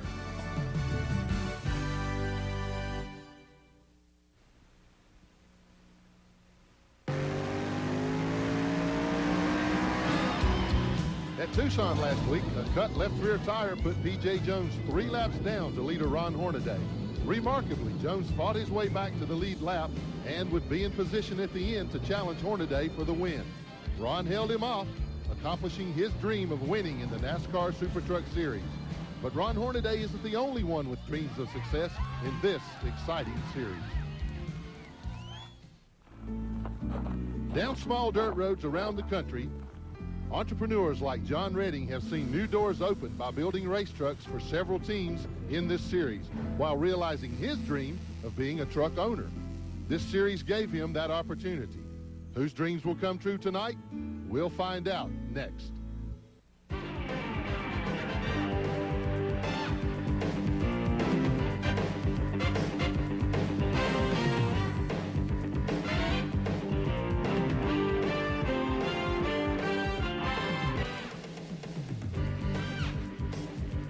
Good evening and welcome everybody to TNN's live coverage of the NASCAR Craftsman Super Truck Series.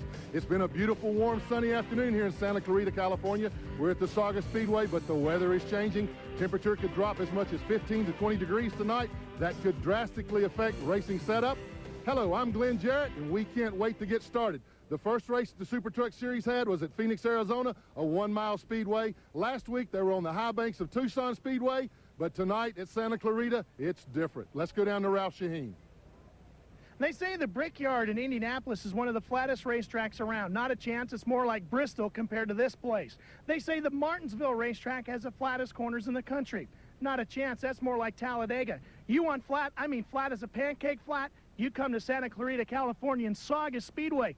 Notice the air bubble in the middle of this level. This place is flat. It's an old rodeo arena that was eventually paved over, and as you can tell, it is the flattest racetrack in the country, Glenn. And that brings up a couple of other points, namely what this flat racing surface will do to the trucks themselves and the competitors. To answer that question, let's ask our analyst, the newest member of the TNN Motorsports team, Larry McReynolds. Larry, what are these guys facing tonight?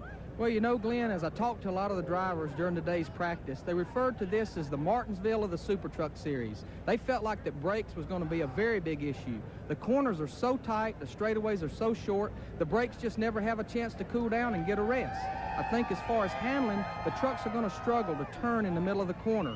And when that happens, they use more brake to make the truck even turn better.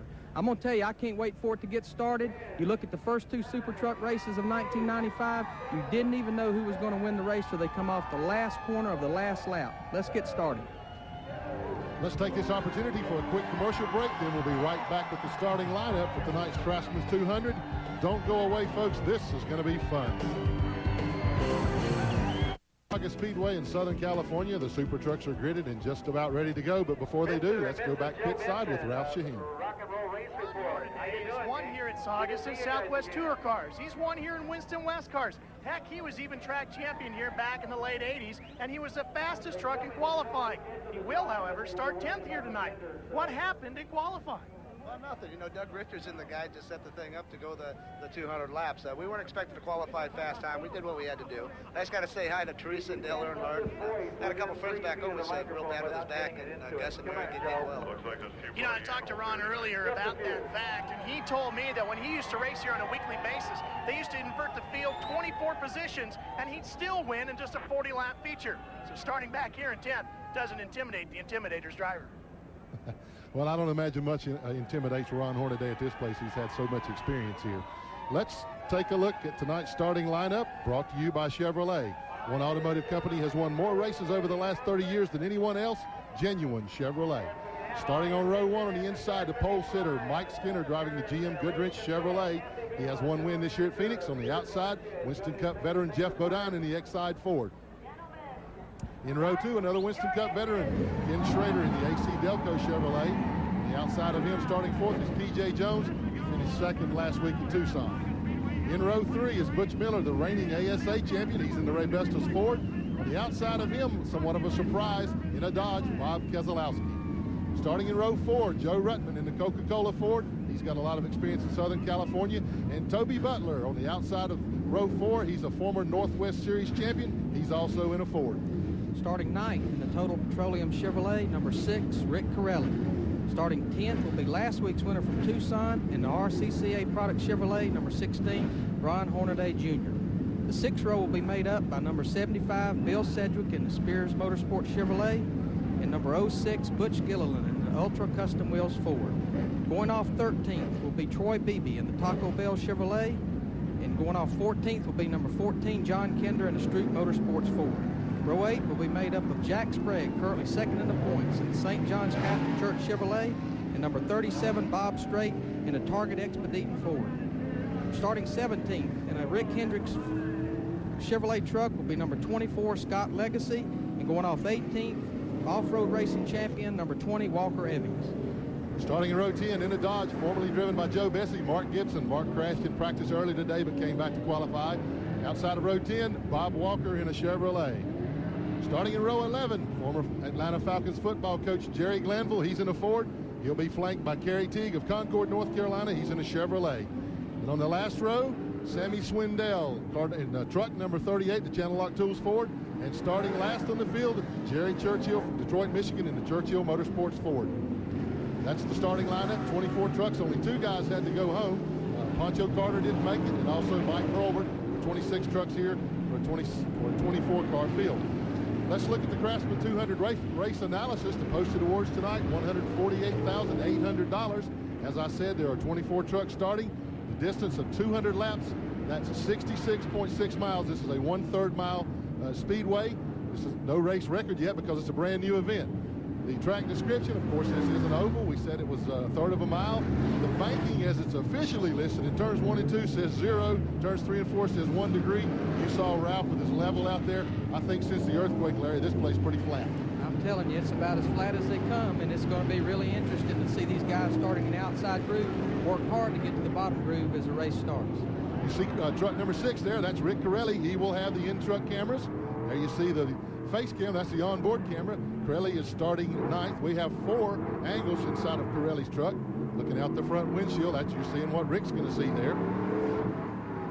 Looking out the side, sometimes we call this the doggy cam. I don't know if that's what we're going to call it tonight, but you see out the side and the rear view. You see who Rick has passed, what he's looking at in the rear view mirror.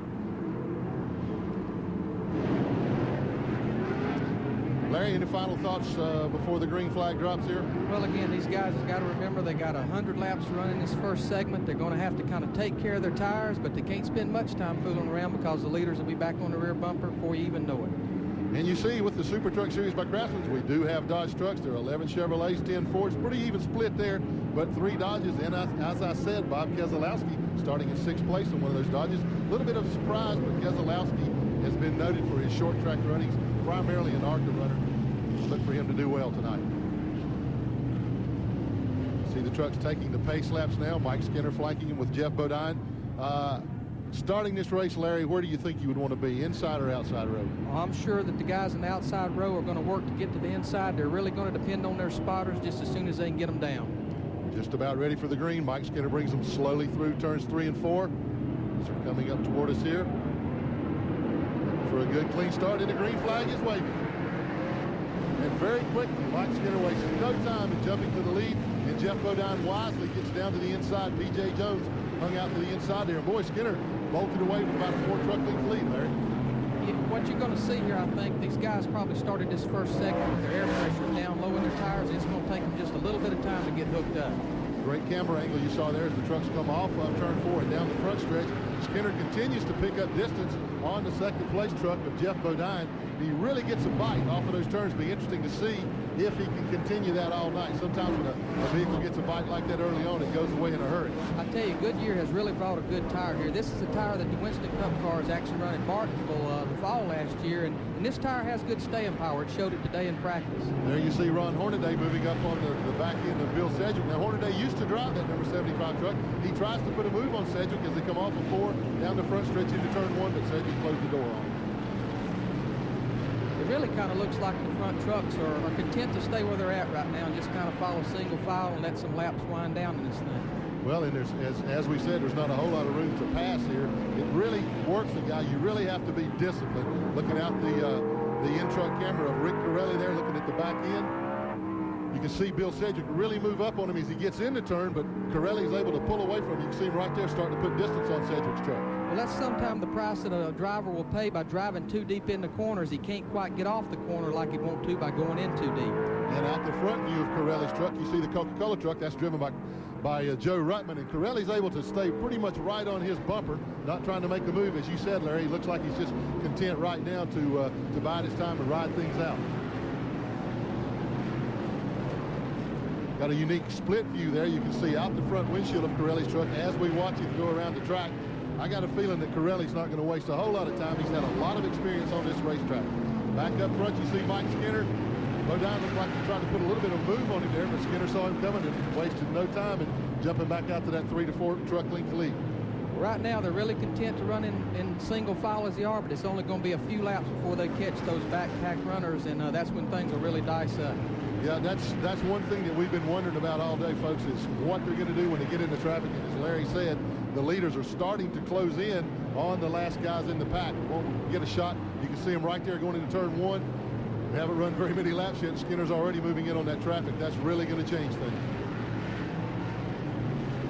You know, Glenn, as they move in on these lap cars, that's when they'll really have to work on the brakes and really going to have to maintain themselves to take care of them to make it through this entire event.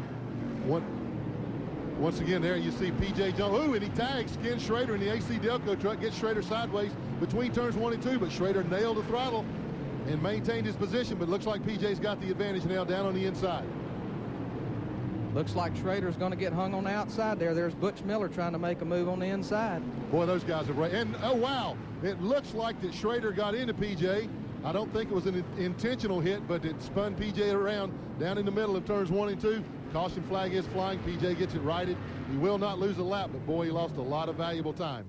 I tell you, he'd worked so hard to get up where he was, and now he's lost all that track position. I'm telling you, track position is everything here at Saugus. We're going to take another look at it. We'll get a view of it. There you see P.J. Jones going into turn 1 with Schrader right on his tail end, and he does get into him. Looks like maybe P.J. might have checked up just a little bit early. Schrader was going in the corner a little bit harder. I don't want to speculate and think that was any kind of payback.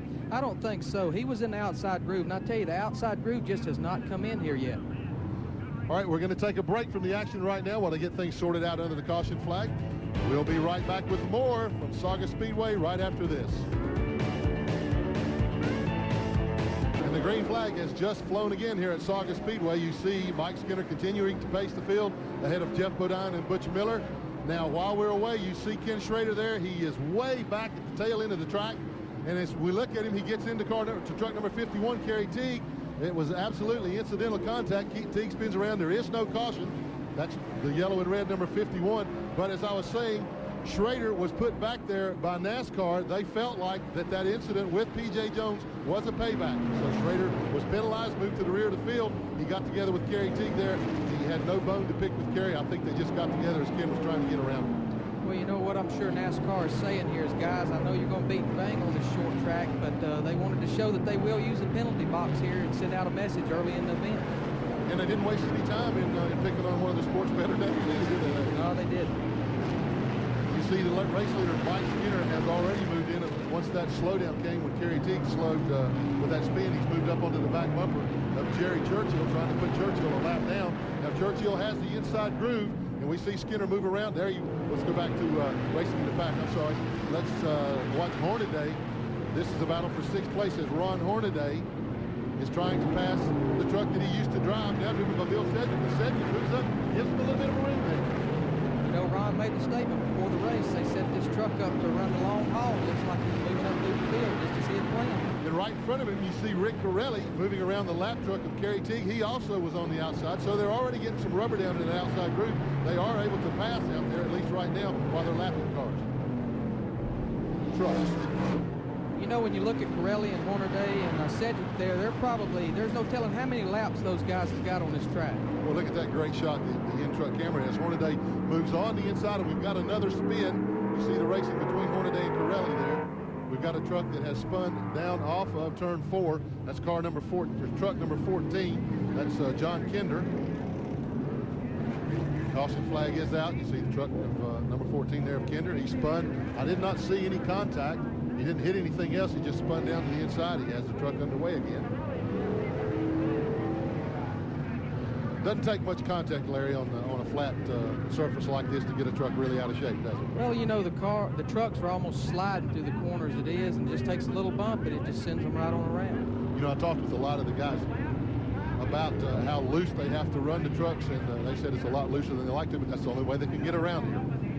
We'll be back with more action. We'll be back for the restart. You see the top 5, Skinner, Bodine, Miller, Ruttman, and Hornaday. We'll be right back.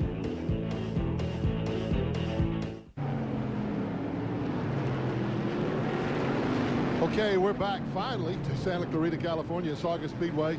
We had a little power problem, generator problem. We were down. We lost about 10, 12, 15 laps there, but the action has returned to green flag racing, and we're just now going under caution flag. Mike Skinner is still leading the race. Jeff Bodine still running second. See in third there was Butch Miller. Fourth was Joe Ruttman. Fifth, Ron Hornaday. Sixth is Rick Corelli. Seventh is Bill Sedgwick. Not too much changed, except while we were away, Rick Corelli, P.J. Jones made contact with the wall, had some damage to his truck. There you see the rear end of the number 1 truck. We've got a replay of when he came into the pits. This pit stop, or the crash and the ensuing pit stop, has cost P.J. 5 laps. So he is 5 laps down. See the replay right there. Here's the way it happened in the pits.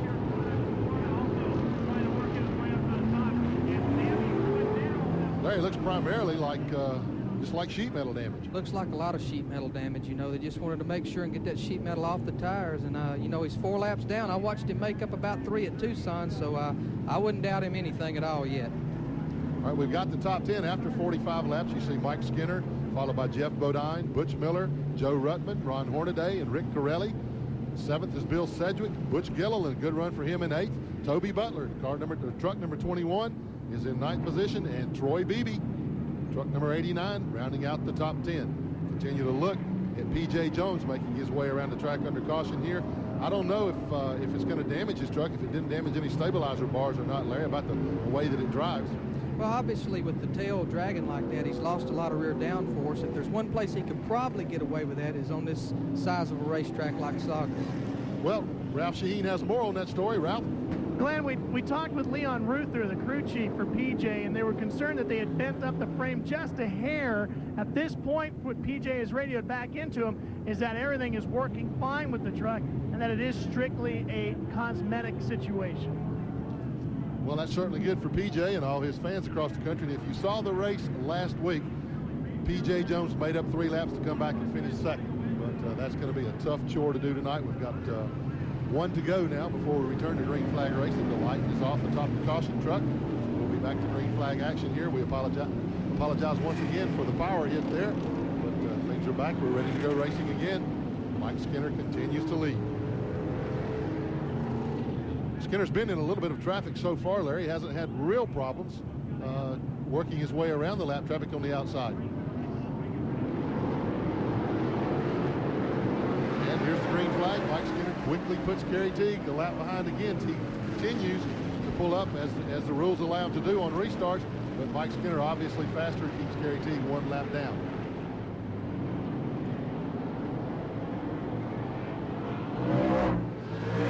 Once again, we apologize for the power loss that we suffered a while ago. Again, we lost about 12 to 14 laps of green flag racing, but we are back underway once again.